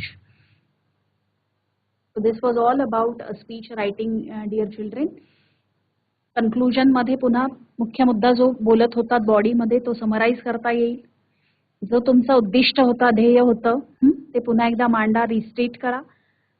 Restate your purpose, create a closure and a sense of finality. की शेवट abruptly झालेला नसावा एकदम भाषणाचा, त्यामध्ये clarity असावी, sense of फायनॅलिटी असावी की भाषणातून तुमचं जे काही म्हणणं होतं ते पूर्ण झालेलं आहे, एक प्रकारे तुमचं प्रेझेंटेशन पूर्ण झालं आहे असं कुठेतरी त्याला फील असावं, sense of finality. That is in persuasive speeches make a final call for commitment or action. आणि मन वळवणारी भाषणं असतील, पर्सुएसिव्ह म्हणजे आवाहनात्मक, त्यामध्ये सुद्धा तुम्ही फायनल कॉल, अपील, शेवटचं एक आवाहन त्या ठिकाणी लोकांना करायचं असतं, द्यायचं असतं, लिहायचं असतं फॉर कमिटमेंट की let's come together, let's pledge, let's believe. Okay, so we can solve this issue together. So this was about the conclusion, dear students. Once again conclusion should let the audience know. Conclusion मधून लक्षात यायला पाहिजे की आपलं speech पूर्ण झालं आहे, सगळे मुद्दे कव्हर झालेले आहेत. कन्क्लुजन मधून तुम्ही पुन्हा रिस्टेट करा, जे काही म्हणणं होतं पुन्हा मेन पॉइंट एकदा हायलाइट करा आणि ऑडियन्सला त्यामधून एक प्रकारे परिपूर्णतेचा फील आला पाहिजे तुमच्या भाषणातून. So conclusion should be as such that it should give the audience something to think. प्रेक्षकांना, वाचकांना विचार करण्यास प्रवृत्त करणारं आपलं भाषण निश्चितपणे असेल. कन्क्लुजनमधून त्याची काळजी आपल्याला घेता येईल. Once again, these are the tips which will help you for great speech when you are giving a speech. Yes, writing a speech आणि giving a speech यामध्ये फरक असला तरी सुद्धा लँग्वेज आपली तीच असणार आहे. सो हे पॉइंट आपण लक्षात घेऊ. Your speech should B short, simple, speak slowly, take proper pauses, use some stories, don't be afraid, don't repeat unnecessarily. So these tips will help you to make your speech effective one. Your hand movements and your expressions are also very important while giving the speech, and your tone, तुमचा tone जो आहे बोलतानाचा तो gentle असायला हवा आहे. So speech writing किंवा speech गिव्हिंगसाठी सुद्धा खूप महत्त्वपूर्ण असा हा या क्लासमधून तुम्हाला निश्चितपणे आपल्याला उपयोग होईल. Yes, so these were again some of the tips for giving a wonderful speech. And this is time again to have a look at the speech on Independence Day. Independence Day वरचं speech आपण समजून घेतलं. फक्त एक नजर आपण यावरती फिरवू. आणि विद्यार्थी मित्रांनो, तुम्ही हे स्पीच निश्चितपणे तुमच्या नोटबुक्समध्ये लिहून काढा आणि एखाद्या विषयावरचं स्पीच सुद्धा लिहिण्याचा सराव करा. योग्य मुद्दे इंट्रो, बॉडी आणि कन्क्लुजनच्या माध्यमातून मांडलेले आहेत इंडिपेंडन्स डे वरती. I am not going to read it again. पुन्हा मी वाचणार नाही. आपण नजर फिरवू आणि हे लिहून काढू. So this is assignment for you. तुमच्या असाइनमेंट करता तुमचा हा गृहपाठ आहे. या विषयांवरती तुम्ही स्पीच लिहून पाहू शकता. Water is life, importance of water, importance of flora and fauna, birds and animals, importance of earth, importance of write a speech on girls education, मुलींच्या शिक्षणावरती speech थोडक्यात, or write a speech on humanity. So this is for your assignment, for your homework. या विषयांवरती आपण विचार करू आणि भाषण लिहिण्याचा प्रयत्न करू. So this was all about speech writing. Yes, my dear students. So this was all about speech writing. So in 2 virtual classes we have seen how to write a speech. की भाषण आपण कशा पद्धतीने लिहिणार आहोत, त्याचा फॉर्मॅट, लक्षात ठेवण्याच्या टिप्स आणि भाषणाचा एक नमुना सुद्धा आपण या ठिकाणी या क्लासच्या माध्यमातून लक्षात घेतलेला आहे. I have at the same time given you some good and wonderful tips while giving a speech. So writing a speech and giving a speech are two different things, but still if we have a conversational tone, संभाषणात्मक tone आपल्या भाषणाचा असेल तर निश्चितचपणे आपल्या भाषण प्रभावी आणि परिणामकारक होण्यासाठी मदत होणार आहे. So my dear students, I think that this speech writing topic is very clear and you have understood it well. Try to solve the assignment. त्या विषयांवरती आपण भाषण लिहिण्याचा सराव करू निश्चितपणे आपल्या नोटबुक्समध्ये. Thank you so much.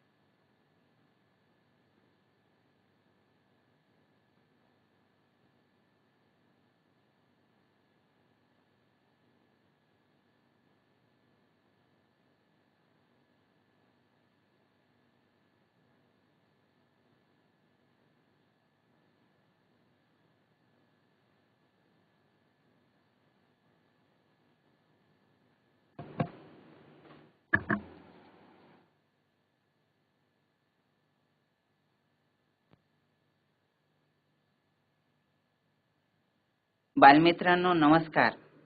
मी संजय भीमराव खाडे, पदवीधर प्राथमिक शिक्षक, जिल्हा परिषद प्राथमिक शाळा सिंदोन, तालुका जिल्हा छत्रपती संभाजीनगर.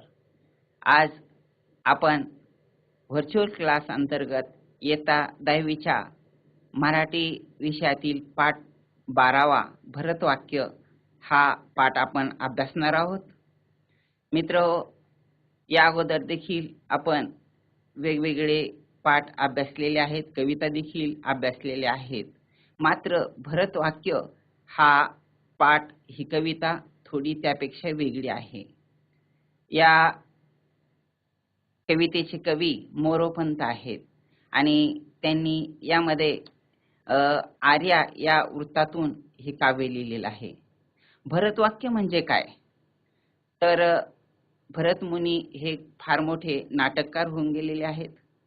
त्यांनी नाट्याची त्याचप्रमाणे प्रयोगशास्त्राची मोठी अभ्यासिका तयार केली. त्यांना त्याचे प्रणेते मानले जाते आणि त्यांना नमन म्हणून नाटकाच्या शेवटी जे नाटकात काम करणारे नट असतात तर ते त्यांना अभिवादन करतात, श्रद्धांजली अर्पण करतात, असा त्यात एक भाव आहे. दुसरी गोष्ट अशी की भरत म्हणजे नट. तर या नटांना नाटिका सादर करत असताना, अभिनय करत असताना स्वतःचे असे काही विचार मांडता येत नाहीत. तर जी भूमिका असते त्या भूमिकेतील जे संवाद असतात ते संवादच मांडावे लागतात, सांगावे लागतात, पाठांतर केलेले असतात तेच बोलावे लागतात. मग अशा वेळेस ते प्रेक्षकांना आशीर्वाद देण्यासाठी, प्रेक्षकांसाठी संवाद साधण्यासाठी, त्याचप्रमाणे प्रेक्षकांसाठी प्रार्थना करण्यासाठी म्हणून जी त्या नाटिकेच्या शेवटी प्रार्थना केली जाते, जे सादर केलं जातं काव्य, त्याला देखील भरत काव्य असं म्हटलेलं आहे. तर या ठिकाणी आज आपण या भरत काव्य विषयी सखोल अशा रीतीचं अध्ययन करणार आहोत. चला तर पुढील सर्व भाग आपण पीपीटीद्वारे समजून घेऊया.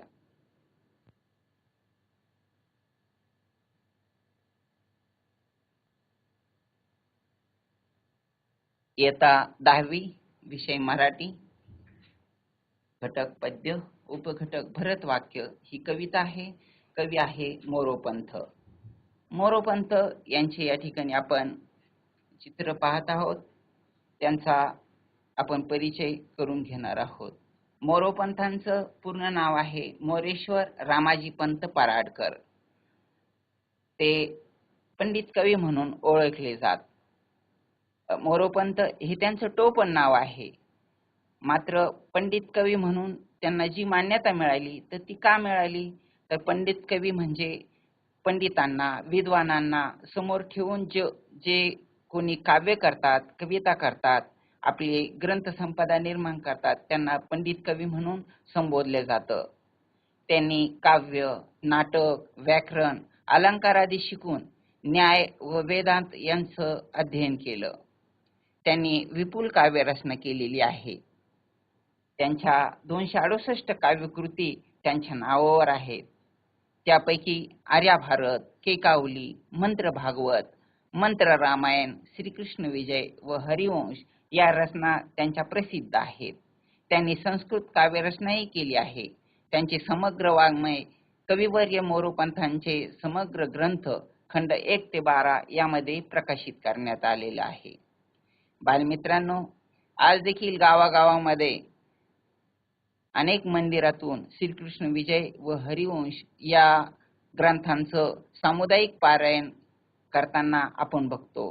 त्यांचा जो कालावधी आहे, त्यांचा जन्म 1729चा आणि त्यांचा मृत्यू आहे 1794चा. मध्ययुगातील हे एक महान कवी होऊन गेलेले आहे. मोरोपंतांनी या रचनेत सज्जन माणसाच्या सहवासाचे आणि सद्विचारांच्या श्रवणाचे महत्त्व याकडे लक्ष वेधलेले आहे. खोटा अभिमान बाळगू नये, भक्ती मार्गाकडे वळताना कोणत्याही मोहाला बळी पडू नये असे आवाहन त्यांनी या भरतवाक्य कवितेतून केलेले आहे. सत्कर्मात व सज्जनांच्या सहवासात राहण्याची शिकवण त्यांनी या पद्यातून, या रचनेतून आपल्याला दिलेली आहे. मित्रांनो, ही जी कविता आहे ही त्यांची केकावली या त्यांच्या पुस्तकातून काव्यसंग्रहातून घेतलेली आहे.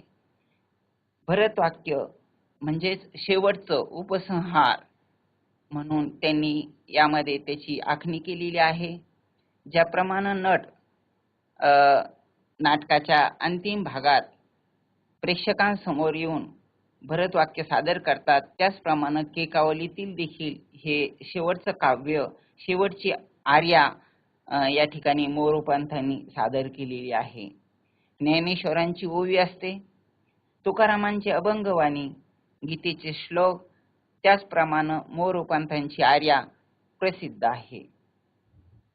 मित्र हो, या ठिकाणी एक दृश्य बघत आहात की भरत वाक्य सादर करताना एका नाटिकेतील हा प्रसंग आहे. या ठिकाणी आपण बघूया की मोरोपंत यांचं जे कालखंड आहे, यांचा जो कालखंड आहे तो मध्ययुगीन असा कालखंड आहे. त्यांच्या सोबतच तत्कालीन मुक्तेश्वर, वामन पंडित, रघुनाथ पंडित, श्रीधर यांचे समकालीन अशा रीतीचे ते कवी होते. पराडकर कुटुंब हे मूळचं कोकणातील सौंदळ या गावचं होतं आणि यांचा जन्म पन्हाळगड येथे झालेला होता. अशा या मोरोपंतांनी मोठं योगदान आपल्या या साहित्य क्षेत्राला दिलेलं आहे. त्या काळच्या पंडित कवींनी संस्कृतमधील असलेले अनेक ग्रंथ मराठी भाषेत आणण्याचा, अनुवादित करण्याचा प्रयत्न केला. त्यात मोरोपंतांचं जे कार्य आहे ते मोठं अधोरेखित अशा रीतीचं गणलं जातं. या ठिकाणी आपण या कवितेचं आता वाचन करूया. सुसंगती सदा घडो, सुजन वाक्ये कानी पडो, कलंक मतीचा झडो, विषय सर्वथा नावडो. सदंघ्री कमळी दडो, मुरडिता हटाने अडो, वियोग घडता रडो, मन भवचरित्री जडो. न निश्चय कधी ठळो, कुजन विघ्न बाधा टळो, न चित्त भजनी चळो, मती सदोक्ती मार्गी वळो. स्वतत्व हृदया कळो, दुरभिमान सारा गळो, पुन्हा न मन हे मळो, दुरित आत्मबोधे जळो. मुखी हरी वसो तुझी कुशल धामना मावली, क्षणात पूर्विल जी सकल कामना मावली. कृपा करीशी तू जगत्त्रय निवास दासावरी, तशी प्रगट हे निजाश्रित जना सदा सावरी. केकावलीतील हा घेतलेला आर्या. या ठिकाणी आता आपण विवेचन पाहण्याचा प्रयत्न करू. या कवितेला, या भरत वाक्य आर्याला समजून घेण्याचा प्रयत्न करणार आहोत. कवी म्हणतात की सुसंगती सदा घडो, सुजन वाक्य कानी पडो, कलंक मतीचा झडो, विषय सर्वथा नावडो. यामध्ये सुसंगती सदा घडो, सुसंगती, संगती या शब्दाचा अर्थ असा आहे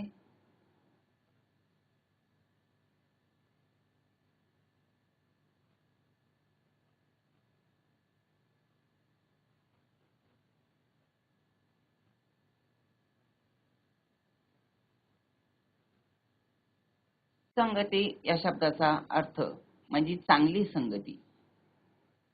तू म्हणजे चांगली, संगती म्हणजे सोबती, चांगली संगती सदा घडो, सदा म्हणजे नेहमी. सुसंगती, चांगली संगती, चांगली संगत.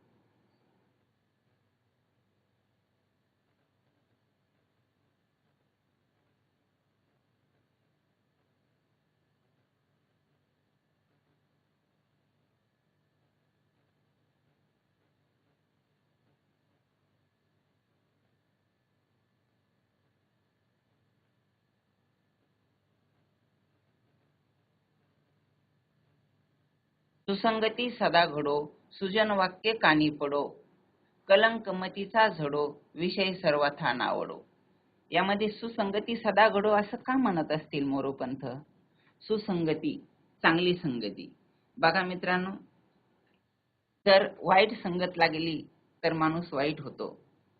कांदा, सडका कांदा, एक सडका कांदा असेल आणि त्याच्या भोवती जर चांगले कांदे टाकले तर तो एक सडका कांदा देखील सर्व कांद्यांना सडून टाकतो, खराब करून टाकत असतो. त्यासाठी सुसंगती सदा घडो म्हटलं जातं. त्याचप्रमाणे द्राक्षाचा वेल यांनी जर संगत केली लिंबाची, कडुलिंबाची, तर तो देखील कडू झाल्याशिवाय, द्राक्ष देखील कडू झाल्याशिवाय राहत नाही. ढेकणाच्या स्पर्शाने, ढेकणाच्या सहवासात जर हिरा आला तर तो देखील भंगतो, अशा रीतीचं म्हटलं जातं. म्हणजे यासाठी संगतीला फार महत्त्व दिले गेलेलं आहे. चांगल्या संगतीतच आपण चांगलं बनत असतो. आपण जसं ठरवू तसं होत असतो. सुजन वाक्ये कानी पडो. सुजन, सु म्हणजे चांगला, जन म्हणजे लोक, सुजन चांगले असे काही लोकांचे वाक्य, चांगले विचार, सुविचार, आपल्या सुवचने आपल्या कानावर पडले पाहिजे. तरच आपल्याला एक चांगले विचार सुचतील. आपल्याला जे काही करायचं ते चांगला विचार आपल्या अंगीकारला जाईल. त्यासाठी सुजन वाक्य कानी पडो, आमच्या कानावर चांगले वाक्यच ऐकायला मिळो. आपण अनेक ठिकाणी बघत असतो की गांधीजीची 3 माकडे, ते पण असंच सांगतात ना की बुरा मत सुनो, बुरा मत कहो, बुरा मत देखो. तर ते देखील या ठिकाणी अधोरेखित होतं की आपण सुजन वाक्य कानी पडो म्हणजे चांगलं ऐकायचं, वाईट ऐकायचं नाही. आपल्या कानाद्वारे एक चांगलेच विचार आपल्या डोक्यापर्यंत, आपल्या आतमध्ये घ्यायचे. कलंक मतीचा झडो. कलंक, कलंक म्हणजे डाग. कलंक या शब्दाचा अर्थ होतो डाग. मतीचा, मती म्हणजे बुद्धी. आपल्या बुद्धीला जो डाग लागलेला असेल, म्हणजेच काय, तर आपल्या बुद्धीत काही वाईट विचार आले असतील तर ते वाईट विचार झडो, निघून जावोत, दूर होत. झाडाचा ज्याप्रमाणे पाला झडत असतो एक विशिष्ट काळानंतर, तर तशा रीतीनं आपल्या बुद्धीचा जो कलंक असेल, वाईट विचार असेल, तर तो झडल्या जावो, अशा रीतीची प्रार्थना या ठिकाणी कवी आपल्यासाठी करत आहेत. विषय सर्वथा नावडो. आता विषय तुम्हाला जर म्हटलं की विषय, तर तुमच्या डोक्यासमोर लगेच विषय येतील. आपले मराठी, इंग्रजी, भूगोल, इतिहास, गणित वगैरे वगैरे. परंतु या ठिकाणी विषय हा वेगळ्या अर्थाने वापरलेला आहे. विषय म्हणजे काय, तर विषय वासना, इंद्रिय सुख, भोग या दृष्टीनं या ठिकाणी विषयाचा आपण अर्थ घेणार आहोत. आणि म्हणून विषय सर्वथा, सर्वथा शब्दाचा अर्थ होतो नेहमी. आम्हाला कधीही विषय नावडो, नावडो म्हणजे न आवडो. आमच्या भोग वगैरे असेल, इंद्रिय सुख असेल, हे आम्हाला नावडतं असावं. आता जिलेबी खाणे, जिलेबी खाणे हा एक आपल्याला आवश्यक गोष्ट आहे. परंतु सातत्याने जिलेबी खाण्याची मोह होणे, तर त्याला विषयाचं रूप प्राप्त होत असतं. कोणत्याही गोष्टीचा अतिरेक होणे. तर या ठिकाणी आपण बघूया की आमचा मतीचा, बुद्धीचा कलंक निघून जावं आणि आम्हाला विषय हा कधीही नावडता असा व्हावा. पुढच्या आर्यात आपण बघूयात की सदंघ्री कमळी दडो, मुरडिता हटाने अडो, वियोग घडता रडो, मन भव चरित्री जडो. या ठिकाणी खूप सुंदर अशा रीतीचं वर्णन आलंय बघा. सद अंघ्री, सद म्हणजे सत, सत, सत म्हणजे चांगला. अंघ्री, अंघ्री या शब्दाचा अर्थ होतो पाय, पद किंवा पाय, पाऊल. आणि कमळ, कमळ म्हणजे पुष्प, कमळ पुष्प. सत्पुरुषाचे पाय हे कमळासारखे असतात. आणि अशा या सदंघ्री कमळी दडो, मुरडिता हटाने अडो, ज्याप्रमाणे कमळामध्ये भ्रमर जातो, त्यातला मधुर अशा रीतीचा गंध तो स्वीकार करत असतो आणि त्याला तो सोडत नाही. मुरडिता हटाने अडो, त्याला जर दूर करण्याचा प्रयत्न केला तर वियोग घडता रडो, त्याला रडू येतं, त्याला दुःख होतं. कमळ फुलामध्ये भ्रमर भुंगा हा आकृष्ट होतो, त्यात गुंतून राहतो. त्याचप्रमाणे माझं मन हे सत्पुरुषांच्या सज्जन लोकांच्या सहवासात राहू दे.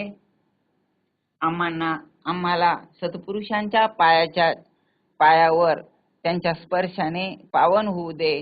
त्यांच्या सत्पुरुषांच्या कमल चरणावर आम्हाला सतत राहू दे. त्यांनी आम्हाला झिडकारलं, दूर लोटलं तरी आम्हाला त्यापासून दूर जायचं नाही. त्यांनी हटवलं तरी आम्हाला हटायचं नाही, तिथंच अडून बसायचं, हट्ट करायचा. ज्याप्रमाणे एखाद्या बाजारच्या दिवशी वडील बाजाराला निघतात तेव्हा मुले त्यांच्या पाठीमागे लागतात, हट्ट धरतात की मला येऊ द्या तुमच्या सोबत, जत्रेला येऊ द्या, मामाच्या गावाला येऊ द्या, किंवा कुठंतरी असं शहरात जायचंय खेड्यातल्या वडिलांना किंवा आईला, तर तेव्हा मुलं मागं लागतात. त्याचप्रमाणे या ठिकाणी मोरोपंत देखील म्हणतात की आम्हाला अशा रीतीचं त्यांनी जरी आम्हाला लोटलं तरी आम्हाला आम्ही बाजूला होणार नाही. अशा रीतीचं आम्हाला आमच्या मनात भवचरित्री जडो, मन भवचरित्री जडो. आमच्या मनाला भगवत चरित्रामध्ये सतत जोडून राहू दे. त्या भगवत चरित्रापासून, देवाच्या चरित्रापासून, प्रभूच्या चरित्रापासून आमचं मन बाजूला जाऊ देऊ नको. ज्याप्रमाणे त्या कमळाच्या फुलात भ्रमर गुंततो तसंच आम्हाला सातत्याने राहू दे. आम्हाला त्याचा जर वियोग झाला, वियोग होणे म्हणजे दूर होणे, आणि तसा वियोग जर झाला ते रडो, आमचं मन रडो, आम्ही रडो, म्हणजेच आम्हाला त्याचं वाईट वाटो, अशा रीतीचा विचार या ठिकाणी मांडलेला आहे. त्यानंतर आपण पुढचं बघूया. न निश्चय कधी ढळो. आम्ही एखादा निश्चय केला, निश्चय म्हणजे काय तर निर्धार. बऱ्याच वेळेस आपण निर्धार करतो परंतु आपला निर्धार टिकत नाही. का तर आपला निर्धार, आपला निश्चय हा पक्का असत नाही. तर न कधी ढळो, न ढळो, न निश्चय कधी ढळो. आता बऱ्याच वेळेस आपण ठरवतो. तुम्ही ठरवता ना मुलांनो, काय ठरवता की आता इथून पुढं चहा पिणार नाही, दूध पिणार, ठरवता ना. परंतु किती दिवस चालतं ते? काही दिवसानंतर बंद पडून जातं. तुम्ही ठरवता की आता आपण रेग्युलर अभ्यास करू, नियमित अभ्यास करू, या वर्षी खूप चांगले मार्क मिळू, डिस्टिंक्शन मध्ये येऊ, आहे की नाही. परंतु काही दिवसातच तिकडं क्रिकेटचा खेळ वाटला तर तिकडं जावं वाटतं, मोबाईल मध्येच मन गुंततं, टीव्हीच बघावं वाटते, वेगळंच काहीतरी गप्पा मारावं वाटतात, आहे की नाही. तर अशा रीतीचं नाही. तर आम्हाला आमचा जो निश्चय केला, आम्ही जो निर्धार केला, त्यावरून आम्ही कधी ढळणार नाही, आम्ही ढळलो नाही पाहिजे, अशी रीतीची मागणी या ठिकाणी मोरोपंत करतायत. कुजन विघ्न बाधा टळो. बघा, कुजन विघ्न बाधा टळो. तर आणखी दुसरी कोणतं सांगतायत? कुजन, कु शब्दाचा अर्थ होतो वाईट. जन, जन म्हणजे लोक. कुजन असे जे वाईट प्रवृत्तीचे लोक आहेत ते काय करतात? ते विघ्न देतात, बाधा देतात, आणि त्या आपल्या टाळायला पाहिजे. आता बघा, देवाला प्रार्थना आहे ही देवा आम्हाला कुजन लोकांपासून, दुष्ट लोकांपासून, आमच्या कामात विघ्न टाकले जात आहेत, आम्हाला संकट पाठवले जातात, आम्हाला आपत्ती पाठवली जाते, बाधा निर्माण होत आहे आमच्या ध्येयामध्ये. तर अशा वेळेस आमच्या कृतीमध्ये देखील विघ्न संतुष्ट अशा प्रतीचे काही लोक आहेत, समाजकंटक आहेत, तर ते आम्हाला नको येऊ देऊ आमच्या रस्त्यामध्ये. आणि मग काय तर न चित्त भजनी चळो. ईश्वराच्या भजनामधून आमचं चित्त न चळो, असं पांगल्या जाऊ नये. ज्ञानेश्वरांनी देखील ज्ञानेश्वरीत म्हणलेलं आहे की आता अवधान देजे. तर अवधान देजे म्हणजे काय? लक्षपूर्वक ऐका. तर तसं भगवंताच्या म्हणजे भजनात देखील आपलं चित्त असलं पाहिजे, आपलं मन तिथं गुंतल्या गेलं पाहिजे, आणि तरच आपल्याला ईश्वराची प्राप्ती होऊ शकते, आपली मनशांती खऱ्या अर्थाने लागू शकते. मती सदुक्त मार्गी वळो. पुढे सांगतायत मती. मती म्हणजे बुद्धी. तर ती कुठं वळायची आहे? सदुक्त. सद म्हणजे चांगल्या, युक्त जोडून असलेल्या मार्गाला. ज्या मार्ग सद्वृत्तीने जोडलेले आहे अशा मार्गाकडे आमच्या बुद्धीला वळू दे, जोडल्या जाऊ दे, अशा रीतीचा विचार या ठिकाणी आपल्याला करावा लागेल, पाहावा लागेल. यानंतर आपण पुढे बघूया. स्वतत्व हृदयाकळो. आमच्या हृदयाला स्वतत्व, स्वतःच काही तत्व आहे. स्वतत्व हृदयाकळो, आमच्याच हृदयाला कळो. वेदामध्ये म्हटलंय की अहम ब्रह्मास्मी. अहम ब्रह्मास्मी म्हणजे काय? तर स्वतत्वाची ओळख होणे. मी कोण? हे स्वतत्वाचा प्रश्न आहे. मी कोण? मी कुठून आलो? मला कुठं जायचं आहे? मी कुणाचा आहे? मला काय करायचे आहे? या सर्व प्रश्नांची उत्तरे म्हणजे आत्मबोध, स्वतत्व. हे स्वतत्व आमच्या हृदयाला कळलं पाहिजे. आणि हे स्वतत्व आम्हाला जर कळलं तर काय होईल? मग आमचा दुराभिमान सारा गळो. मग गरजच नाही आम्हाला दुराभिमान बाळगायची. दुराभिमान बाळगणे म्हणजेच खोटा अहंकार बाळगणे. विनाकारण मिथ्या अहंकार असतो. मी लय हुशार आहे, मी लय आमका दादा माणूस आहे, मी लय श्रीमंत आहे. परंतु हे सगळं खोटं असतं. या अभिमानात माणूस आपली प्रगती खुंटून टाकीत असतो. आणि त्यामुळे हा जो दुराभिमान आहे हा आपला गळून गेला पाहिजे. संत तुकाराम महाराजांनी देखील आपल्या अभंगातून भक्तांसाठी मागणी मागताना म्हटलेलं आहे की अहंकाराचा वारा न लागो राजसा, माझ्या विष्णुदासा भाविकाशी. तर त्याचप्रमाणे या ठिकाणी मोरोपंत देखील म्हणत आहेत की स्वतत्व हृदया कळो, दुराभिमान सारा गळो. आमच्या या सर्व जणांचा या सदप्रवृत्तींनी वागण्यासाठी, सज्जनांच्या सहवासात जाण्यासाठी इच्छुक असलेल्या या सर्व लोकांचा दुराभिमान सारा गळून पडू दे, निघून जाऊ दे. पुन्हा न मन हे मळो. बघा, आता आम्ही ठरवलं आम्हाला चांगल्या रस्त्याने लागायचं. आम्ही निर्धार केला, आमचं मन शुद्ध झालं, पवित्र झालं. आणि असं हे पवित्र झालेलं, शुद्ध झालेलं मन आता पुन्हा मळू नाही. पुन्हा आता आम्ही प्रायश्चित्त केलं, आम्ही चुकलो होतो, आम्हाला आता दुरुस्त व्हायचंय. आम्ही चुकलो होतो, आम्हाला चांगला रस्ता पकडायचा आहे. आणि अशा रीतीने चांगला रस्ता पकडला, चांगल्या रस्त्याला लागलो. आणि आता मात्र आमचं मन पुन्हा त्या वाईट गोष्टीत, त्या मुळायला नको, तिथं जायला नको, अशा रीतीची या ठिकाणी मागणी मागत आहेत. दुरित आत्मबोधे जळो. या ठिकाणी बघा, दुरित आत्मबोधे जळो. दुरित म्हणजे काय? तर दुरित म्हणजे वाईट पाप किंवा वाईट रीतीची वागणूक किंवा पाप दुरित म्हटलेलं आहे. आणि हे काय करायचंय? तर आत्मबोध जर आपल्याला झाला तर मग मात्र ते जे पाप आहे ते आपलं जळाल्याशिवाय राहणार नाही. आमचं हे जे पाप आहे, जे दुरित आहे, ते आमचा आत्मबोध हो आम्हाला, आणि ते जाळल्या जावो, नष्ट हो, अशा रीतीचं या ठिकाणी मागणी मागितलेली आहे. यानंतर कवी म्हणतो की मुखी हरी वसो तुझी कुशल धाम नामावली. बघा, मुखी हरी, हे प्रभो आमच्या मुखात नेहमी हरी हरी राहो. म्हणजे नामाचा उच्चार या ठिकाणी आमच्याकडून सदैव हो. आपल्या महाराष्ट्रातील साधू संतांनी नामस्मरणाचं फार महिमा गायलेला आहे. आणि मोरोपंतांनी देखील ते याच ठिकाणी आपल्याला पुन्हा सांगण्याचा प्रयत्न केला की हे प्रभो, हे हरी, वसो तुझी कुशल धाम नामावली. आमच्या या देहामध्ये धाम, धाम म्हणजे निवास, आणि कुशल धाम म्हणजे देहासाठी हा शब्द वापरलेला आहे. तुझे नाम, नामावली, आवली म्हणजे रांग, ओळ, म्हणजे नामाची ओळ, नामाची रांग म्हणजेच काय? तर नामस्मरणाचं जपमाळा असे आपण घेऊया. तर या ठिकाणी हे प्रभो आम्हाला सदैव तुझ्या नामाचं उच्चारण आमच्या मुखातून होत राहो, आमच्या मुखात सदैव तुझं नाम वसत राहो, त्याचा उद्घोष आमच्या मुखातून चालत राहो आणि आमच्या देहामध्ये सतत तुमच्या नावाची नामोच्चारण होत राहो.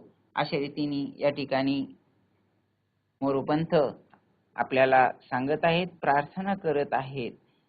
क्षणात पूर्वील जी सकल कामना मावली.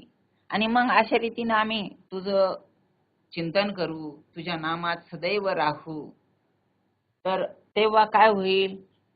तर तेव्हा क्षणात पूर्वील जी सकल कामना मावली. ही माऊली हा शब्द, माऊली म्हणजे आई. आपले साधू संत आहे ना बघा, ईश्वराला आई म्हणून म्हणतात.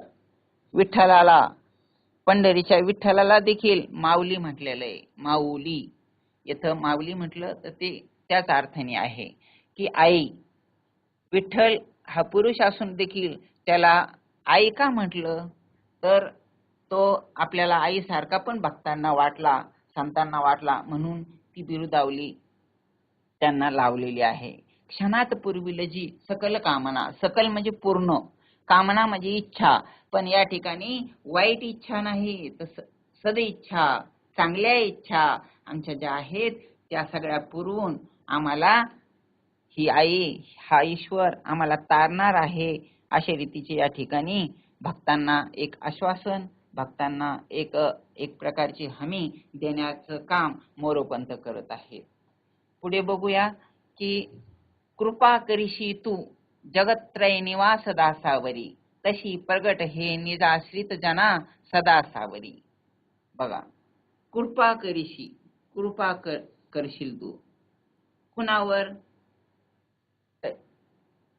कृपा करीशी तू जगत्रय निवास दासावरी. दासावरी म्हणजे भक्तावर, सेवकावर. भक्त आणि सेवक यासाठी दास शब्द वापरलाय. दास, दास म्हणजे सेवक किंवा भक्त.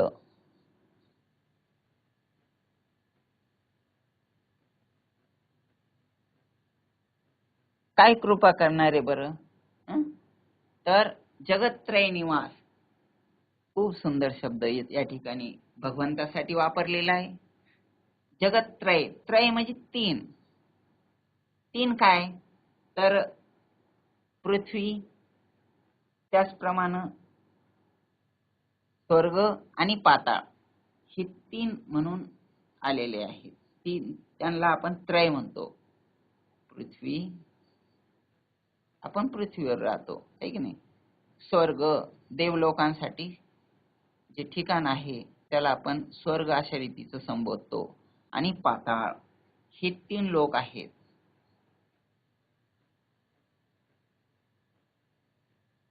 पृथ्वी, स्वर्ग आणि पाताळ या तीन लोकात निवास करणारा म्हणजे राहणारा.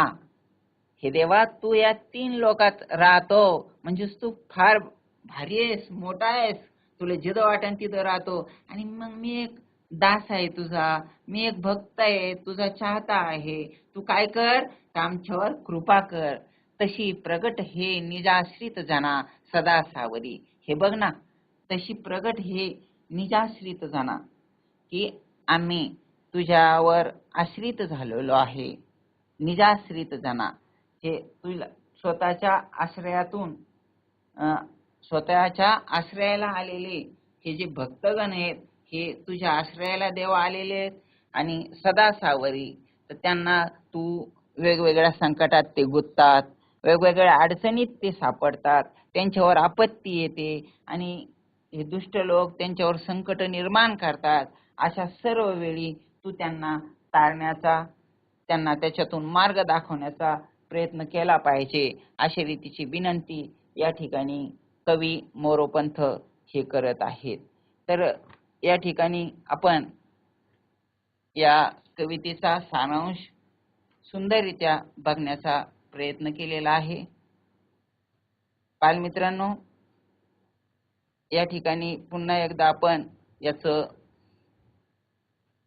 वाचन करूया.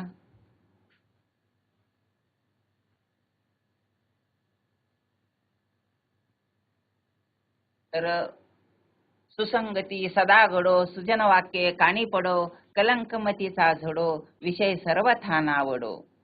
सदंग्री कमळी दडो, मुरडिता हटाने अडो, वियोग घडता रडो, मन भव छत्री झडो. या ठिकाणी थोडसं आपण गायन करण्याचा आणि तशा रीतीने प्रयत्न करूया. सुसंगती सदा घडो, सुजन वाक्य कानी पडो, कलंकमतीचा झडो, विषय सर्वथा नावडो. संदग्री कमळी दडो, मुरडिता हटाने अडो, वियोग घडता रडो, मन भव चरित्री जडो. न निश्चय कधी ढळो, कुजन विघ्न बाधा टळो, न चित्त भजनी चळो, मती सदुक्त मार्गी वळो. स्वतत्व हृदया कळो, दुराभिमान सारा गळो, पुन्हा न मन हे मळो, दुरित आत्मबोधे जळो. मुखी हरी वसो तुझी कुशल धाम नामावली, क्षणात पुरविल जी सकल कामना मावली. कृपा करिशी तू जगत्रय निवास दासावरी, तशी प्रगट हे निजाश्रित जना सदा सावरी. केकावली या ग्रंथातील शेवटची आर्या या ठिकाणी आपण तिच्यातील भरतवाक्य म्हणून मोरोपंथांनी रचलेली आहे. या भरतवाक्याचा आपण चांगला भावार्थ समजून घेण्याचा या ठिकाणी प्रयत्न केलेला आहे. यातील कठीण वाटणारे शब्द तुम्ही लिहून काढा आणि त्याचे अर्थ समजून घेण्याचा प्रयत्न करा. आपले मित्र, आपले शिक्षक, त्याचप्रमाणे इंटरनेटवर देखील आपण सर्च करू शकता. या ठिकाणी तुम्हाला हा मूल्यमापन गृहपाठ लिहायचा आहे आणि उद्या तुमच्या शिक्षकांना तुम्ही दाखवायचा आहे. मोरोपंथांनी भरतवाक्य या कवितेतून सामान्य जनांना केलेला उपदेश तुमच्या शब्दात लिहा. दुसरा प्रश्न आहे, मोरोपंथांच्या इतर कविता मिळवून वर्गात त्याचं तुम्ही वाचन करायचं आहे.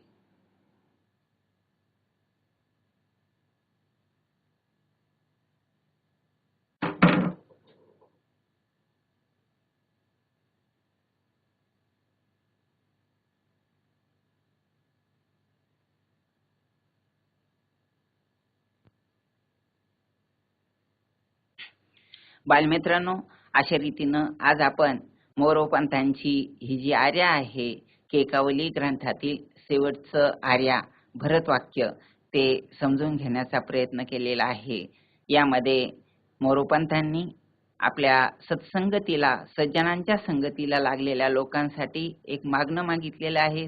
त्यांनी कशा रीतीने राहावं, कशा रीतीने आपलं जीवन जगावं आणि देवाच्या विचारात तल्लीन राहावं. आपला हा भवसागर तरुण जाण्यासाठीचा जो विचार मांडलेला आहे तो या ठिकाणी समजून घेण्याचा प्रयत्न केलेला आहे. त्यांच्या अनेक कविता तुम्ही मिळून वाचाल अशी मी अपेक्षा करतो आणि या ठिकाणी आपण आता थांबूया. धन्यवाद मित्रांनो.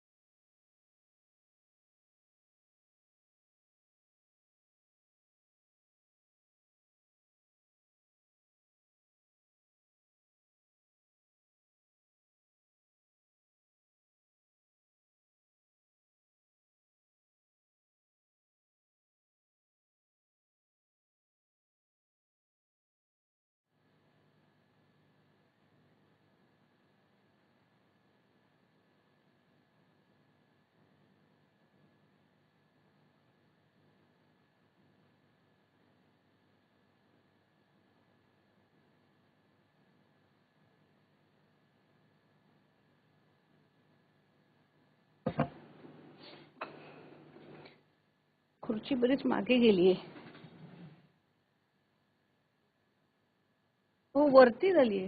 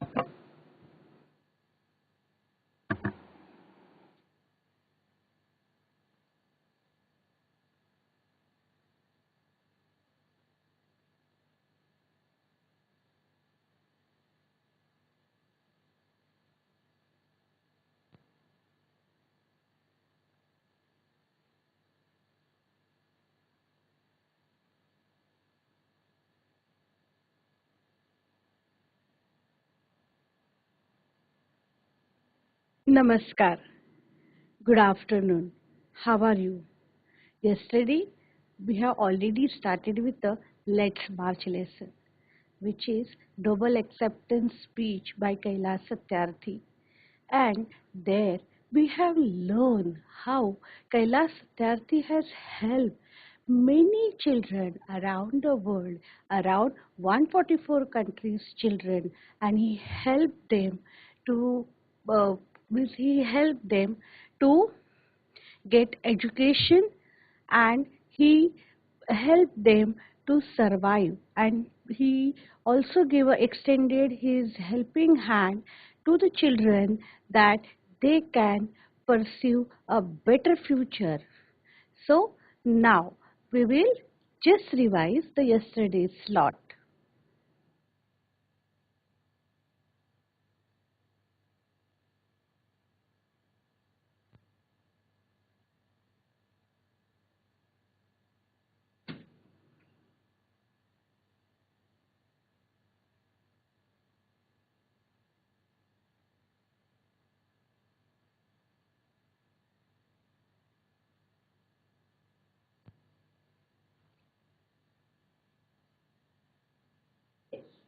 Students, now open your textbook, English Unit 2.5. Let's march. Now let's study the meaning of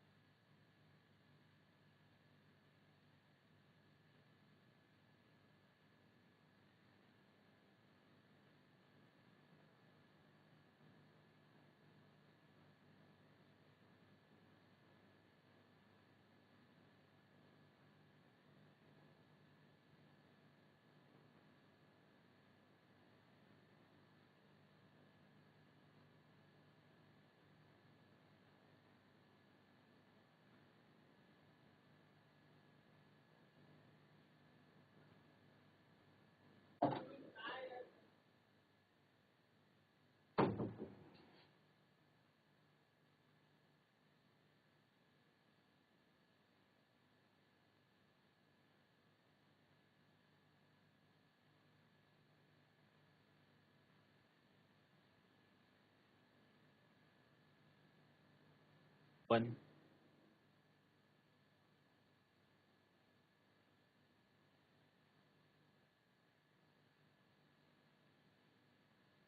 one,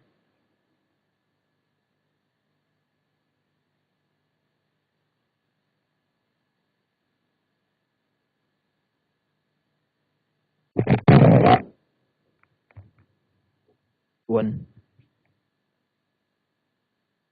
one,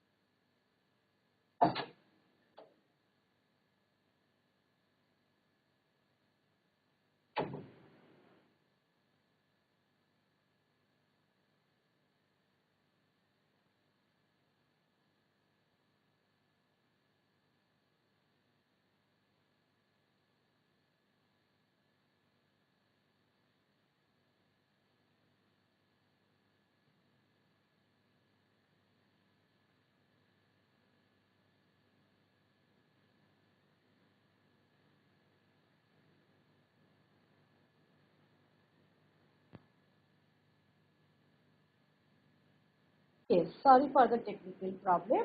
Now we will continue with our lesson. Now students, open your textbook. Lesson 2.5. Let's march. Now this let's march means, as we have already seen the meaning of let's march yesterday. That is to go, continue, onward. Means what? Chala kooch karuya. And this is one of the noble acceptance speech by Kailash Satyarthi. Now students, as we have already completed the some part of the lesson, and today we are going to learn the another part of the lesson, and if possible I'll give the practice from English workshop.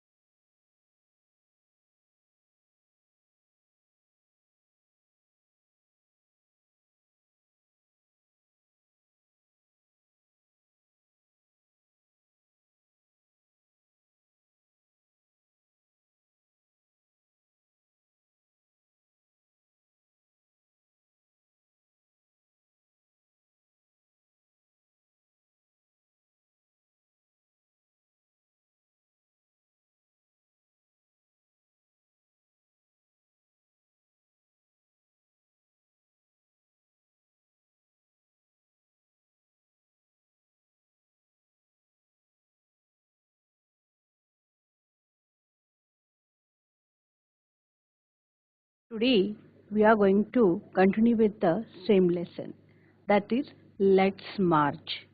This is Nobel Peace Prize acceptance speech by Kailash Satyarthi. As we yesterday learned about the Kailash Satyarthi and how he helped the students, children, those who are wish to go to school, but because of certain problems they are unable to restore in the school. ते शाळेत जाऊ शकत नाहीत कारण काहीतरी problems आहेत. आणि त्यांनी कैलास सत्यार्थींनी 144 कंट्रीच्या मुलांना शाळेमध्ये आणण्याचा प्रयत्न केलेला आहे. आणि त्यासाठी त्यांनी खूप कष्ट घेतलेत. He worked really hard for those children to bring back to them school. Now we are going to see the remaining part of the lesson, and if time permits, I will definitely discuss with you English workshop from the same lesson.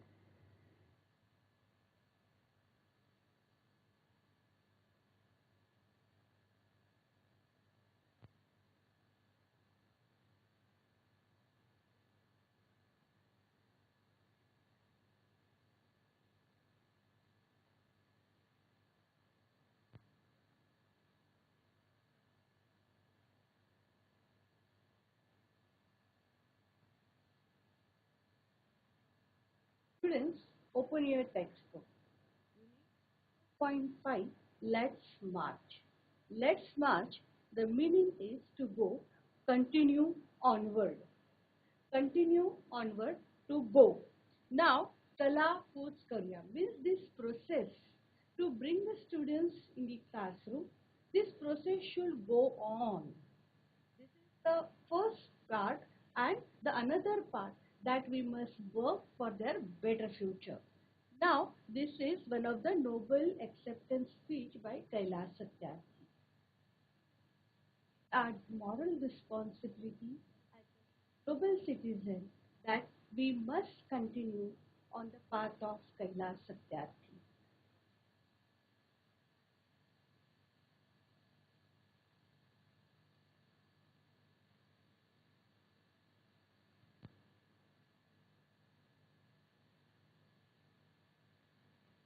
Students, yesterday we have stopped for this paragraph. I am afraid that the day is not very far away when the cumulative result of this failure will culminate in an unprecedented violence, and that will be suicidal for humankind. Rights, security, hope can only be restored through education. Now here he is explaining the importance of education. Now education is very important. Young people like Malala, yesterday I have already explained about the Malala. She is one of the Pakistani girl who received Nobel Peace Prize. I have started calling her my daughter. Malala, not just Malala. So, my daughter Malala and other daughters, including Kainat, in fact, two Kainats and Sajia, and the daughters from Africa and from all over the world, they are rising up and choosing peace over violence, tolerance over extremism, and courage over fear. So see, as here he is talking about the women empowerment, as he is advocate of the broad-mindedness, and definitely he has given the due credit to all the females.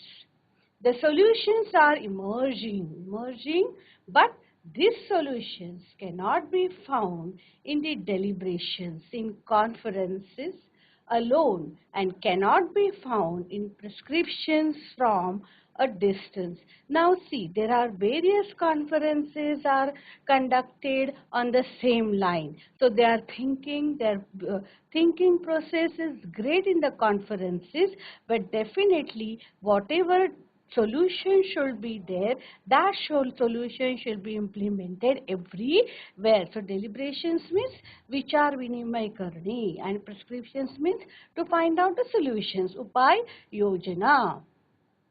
Now see, what social role are the three daughters playing? Now see, three daughters, Malala, Kainat and Shajia.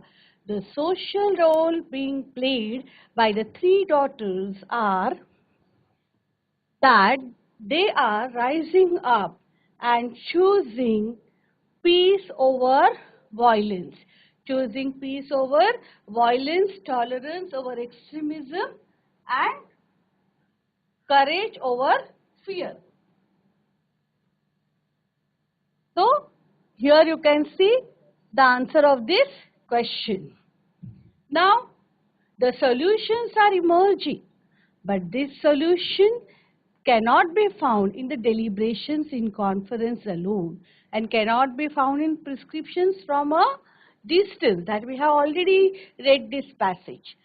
They lie in small groups and local organizations and individuals who are confronting with the problem every day, even if they remain acknowledged, unrecognized, and unknown to the world. The solutions are with them. Now, meaning of confronting means facing and attacking means samna karne. Now, you can see here what you are going to learn. See, you should say no to child labor, and what you say, you should say yes to education. Now we will move towards the second part. We can do it. You may ask that. What can one person do? I will recall a story of my childhood. A heavy fire had broken out in the forest. All the animals were running away, including Lion, the king of the forest. Suddenly, then he saw a tiny bird rushing towards the fire. He asked the bird, "What are you doing?" The lion surprised. The bird replied, "I am going to extinguish the fire." The lion laughed and said, "How can you do it, keeping just one drop of water in your beak?" The bird was adamant and she said, "I am doing my bit." This is a very good story and this have a moral. Even the tiny birds can also contribute into the great efforts. 18 years ago, millions of individuals marched across the globe and demanded a new international law for the abolition of worst form of child labor, and it has happened. We did it. Millions of individuals did it. Now, what lesson does the story of the lion and the tiny bird teach us? What? We have to do our bit. Means whatever may be the great efforts, at least we should contribute in such type of efforts in a small part also. Okay, means you should take part in each and every good efforts. What did millions of individuals demand 18 years ago? They demand a law to abolish child labor. Friends, we live in an age of rapid globalization. We are connected through high-speed internet. We exchange our goods and services in one single global market. Thousands of flights every day connect us from one corner to another corner of the globe. But there is one serious disconnect, and there is a lack of compassion. Let us inculcate and transform these individuals' compassion into a global compassion. Let us globalize compassion. Now see, here he is talking that we have connected with each other with the high-speed internet. We are connected with each other with the thousands of flights which is connecting one part to the another part. But it's our moral responsibility that we must connect with each other on the ground of humanity. Now see what Mahatma Gandhi said. If we want to reach real peace in the world, we should start educating children. Now see, he is also emphasis on education. Okay? So Mahatma Gandhi said, if we are to teach real peace in this world, we shall have to begin with the children and humbly add, let us unite the world through the compassion of our children. Now compassion means what? Pity and concern for those suffering means karuna. Inculcate means develop by instructing means what? Bimbavne. I ask, whose children are they who teach football yet never played with one? So here he is talking about the child labor, those who work in a football factory. They are just handling the football but they are not able to play with it. Whose children are they who harvest coca yet have never tasted chocolate?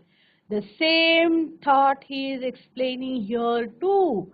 Whose children are they who are dying of Ebola? Whose children are they who are kidnapped and held hostages?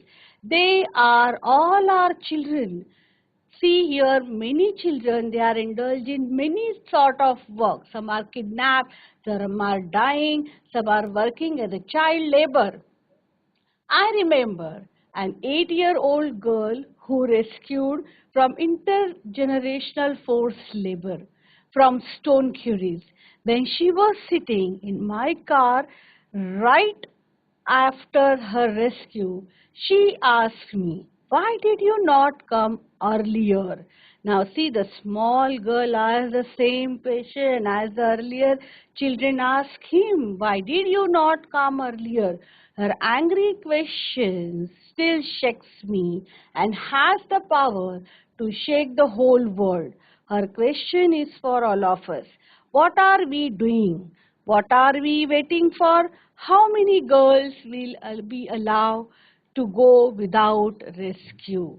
Now, intergeneration means those involving several generations. आंतर पिढी म्हणजे पिढी जात जे force labour मध्ये या labour contract मध्ये जे इन्व्हॉल्ड असतात. Why does the 8-year-old girl, why does the 8-year-old girl's question shake Mr.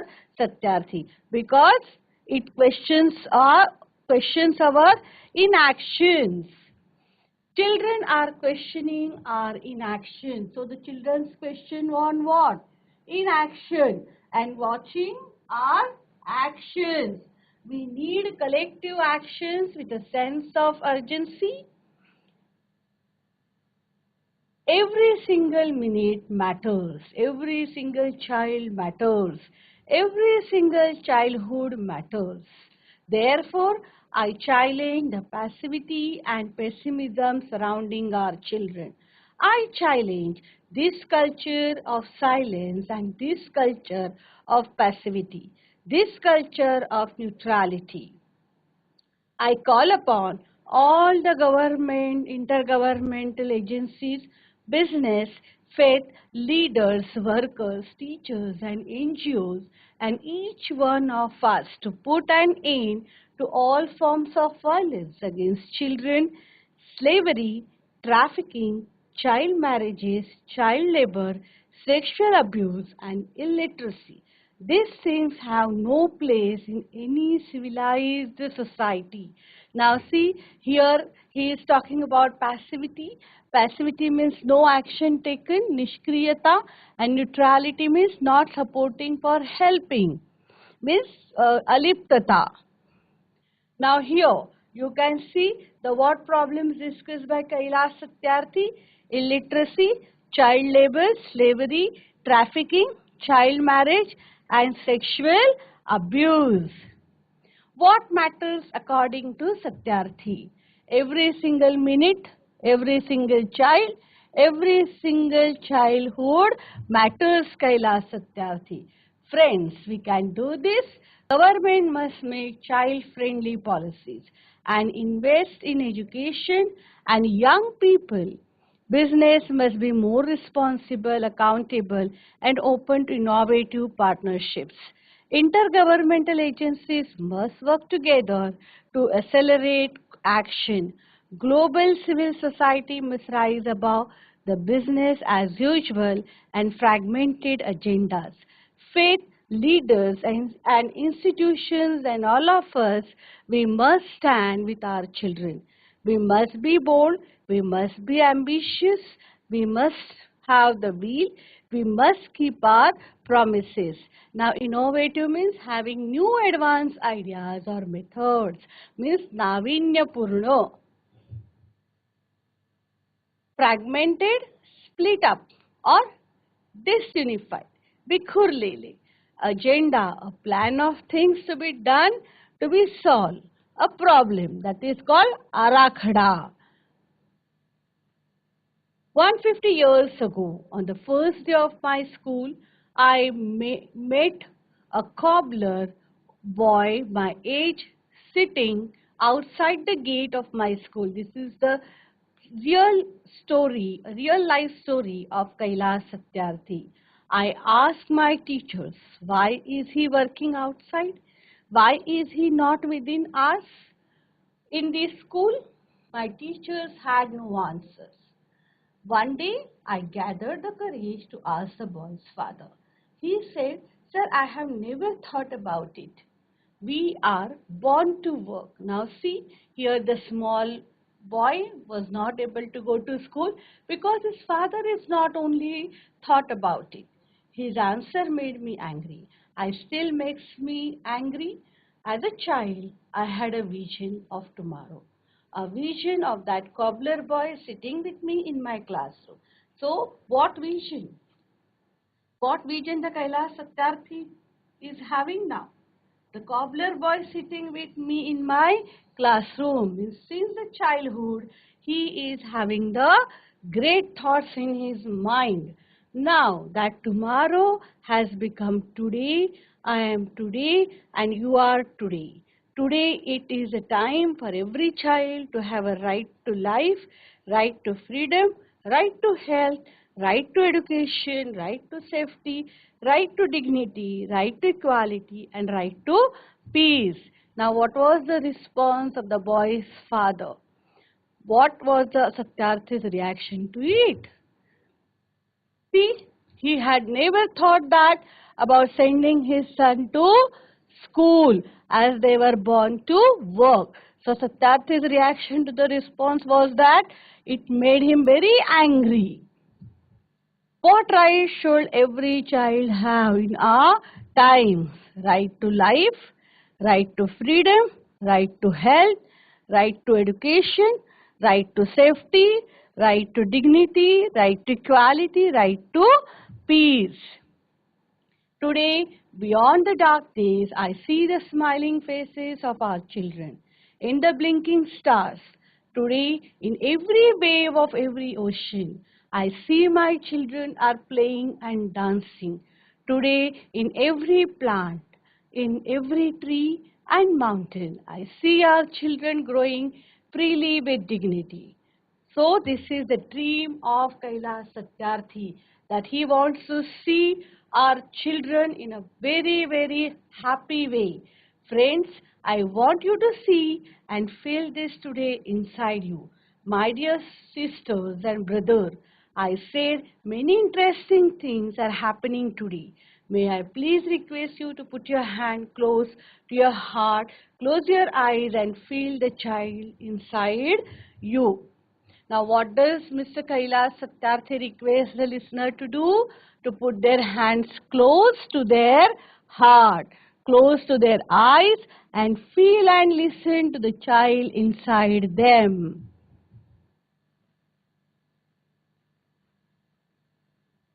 I am assured you can. Now listen to that child. Listen please. Today I see thousands of Mahatma Gandhis, Nelson Mandela, Martin Luther King calling on us.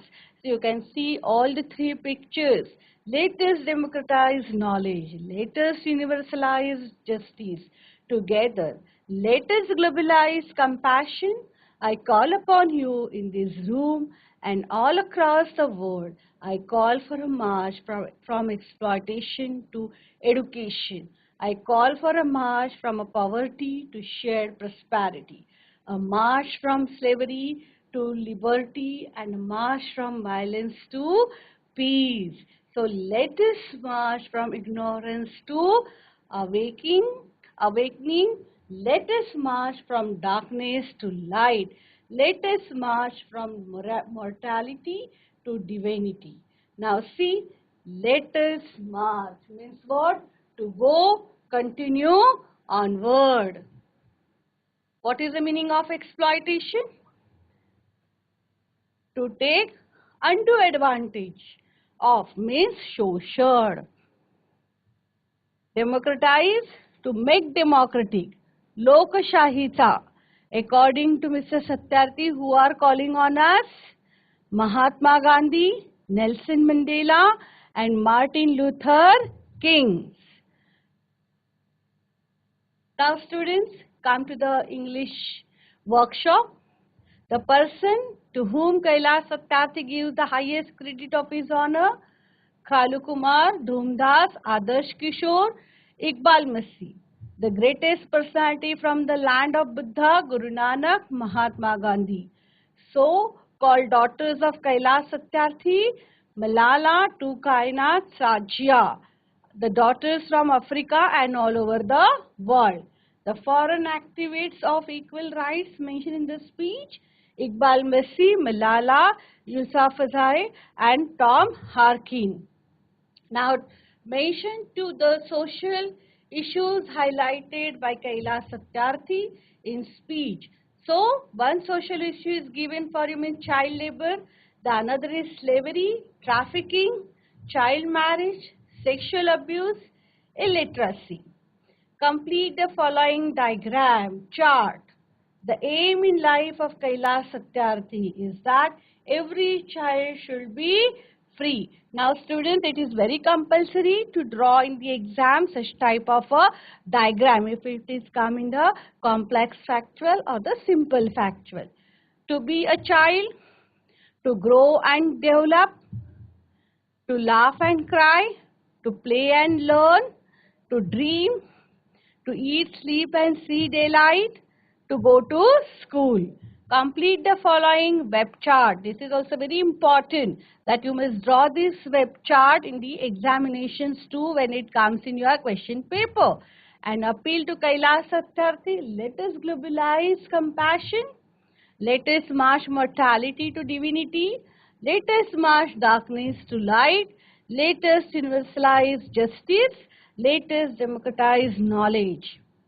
Find out the describing words used for the following nouns and make your own sentence. Now see, for sacrifice, supreme sacrifice. Many made the supreme sacrifice during the war. So this is the sentence which is made by word supreme sacrifice. Faces, beautiful faces. Many has beautiful faces. Extremist militia. He was kidnapped by extremist militia. Now, great challenge, rapid globalization, intergovernmental agencies. Now, another sentences you are going to frame as a homework. So, note down today's homework. Choose the correct option right in front of the given word. Divinity. Now, godliness, extremist, militant, cumulative, rise to peak. What will you do in the following situation? If you see a child working in restaurant, what you will do? That you have to write your own answer. This is my answer. Just go through with the answer. Yes. Now next, write any two efforts that you can make to enroll deprived children out of school children into a school. One is given for you. This is your thought.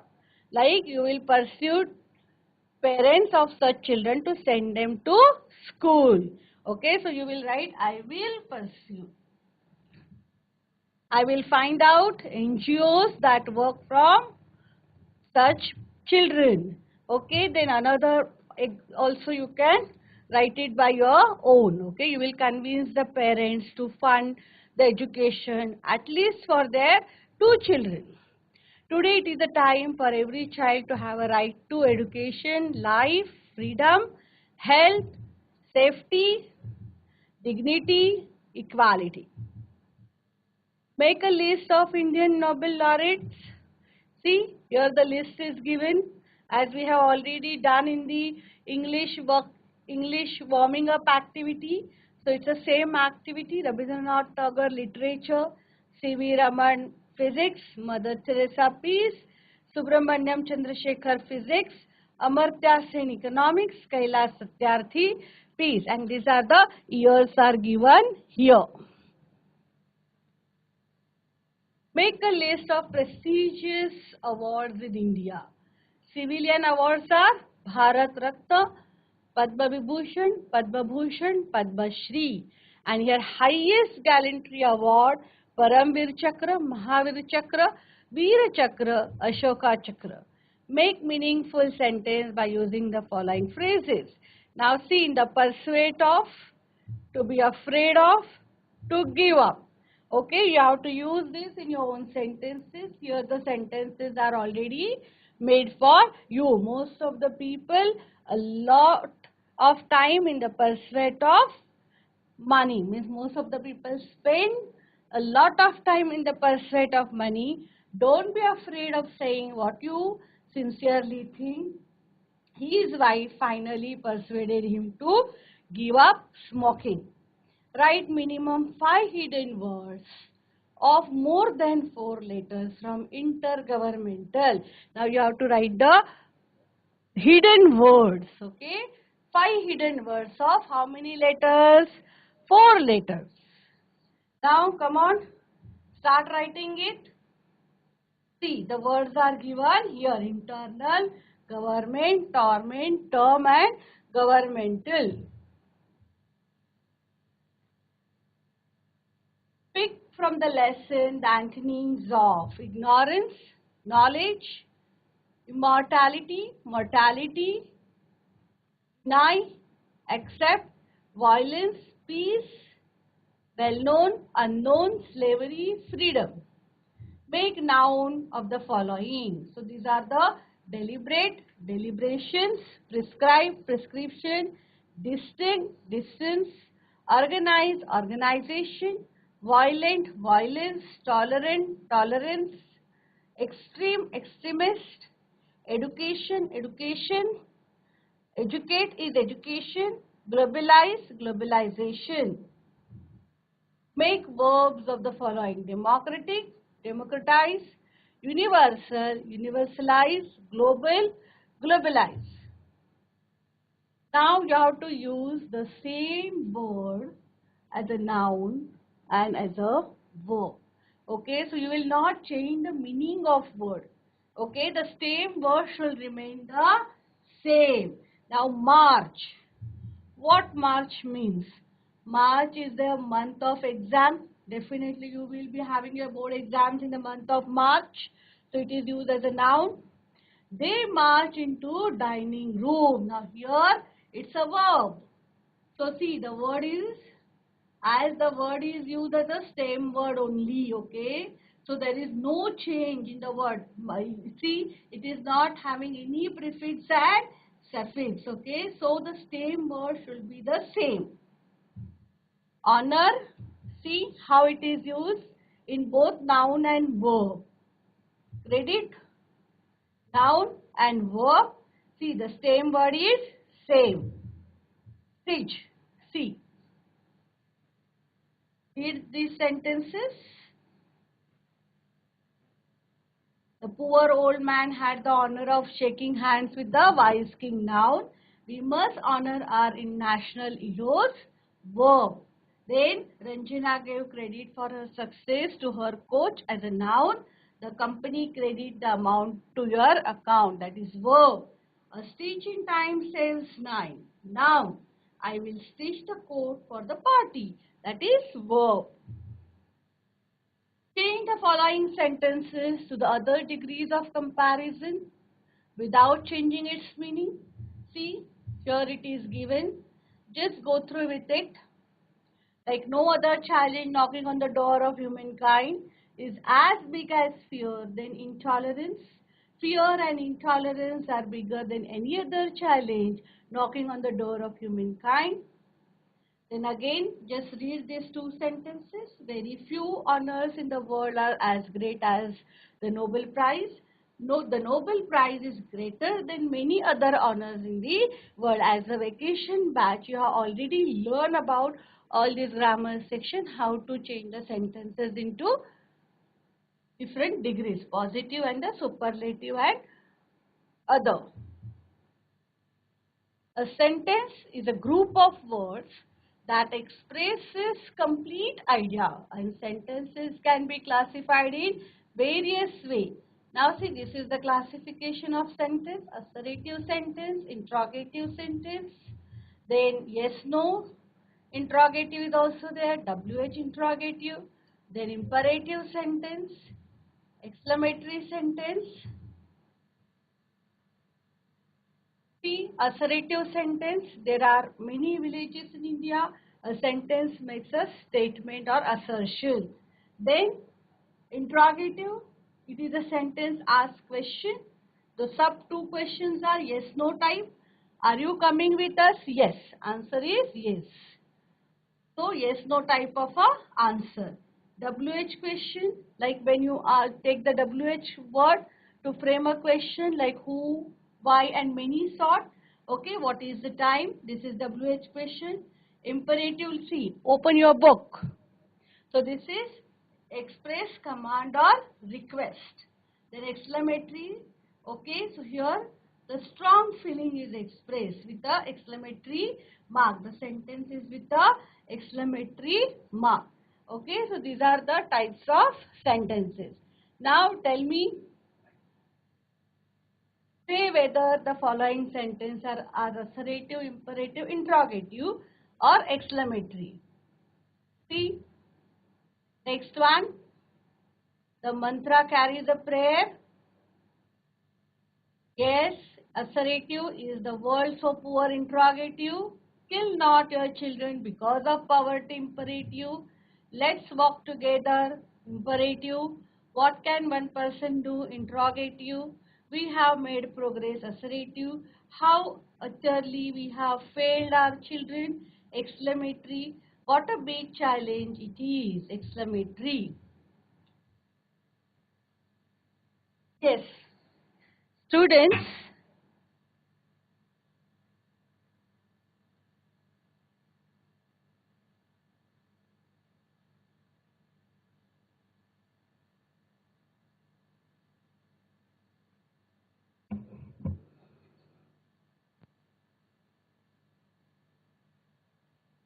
students, definitely you have learned a great deal of morals from the Kailas Satyarthi's lesson. As we have completed the lesson and you learn a lot of values from it that shall you bring in your behavior. Another thing, we have already completed the English warming up activities, English workshop activities. So it is very, very important to go through the lesson again and again with the warming up activity till the last activity, that is the English workshop. If you will be very thorough with your textbook, question and answers, and the reading part of your prose and poetry section, definitely you will do wonders in your English board examination papers. Till then, I'll take a leave from you. Thank you very much. Bye-bye. Have a nice day ahead. Bye.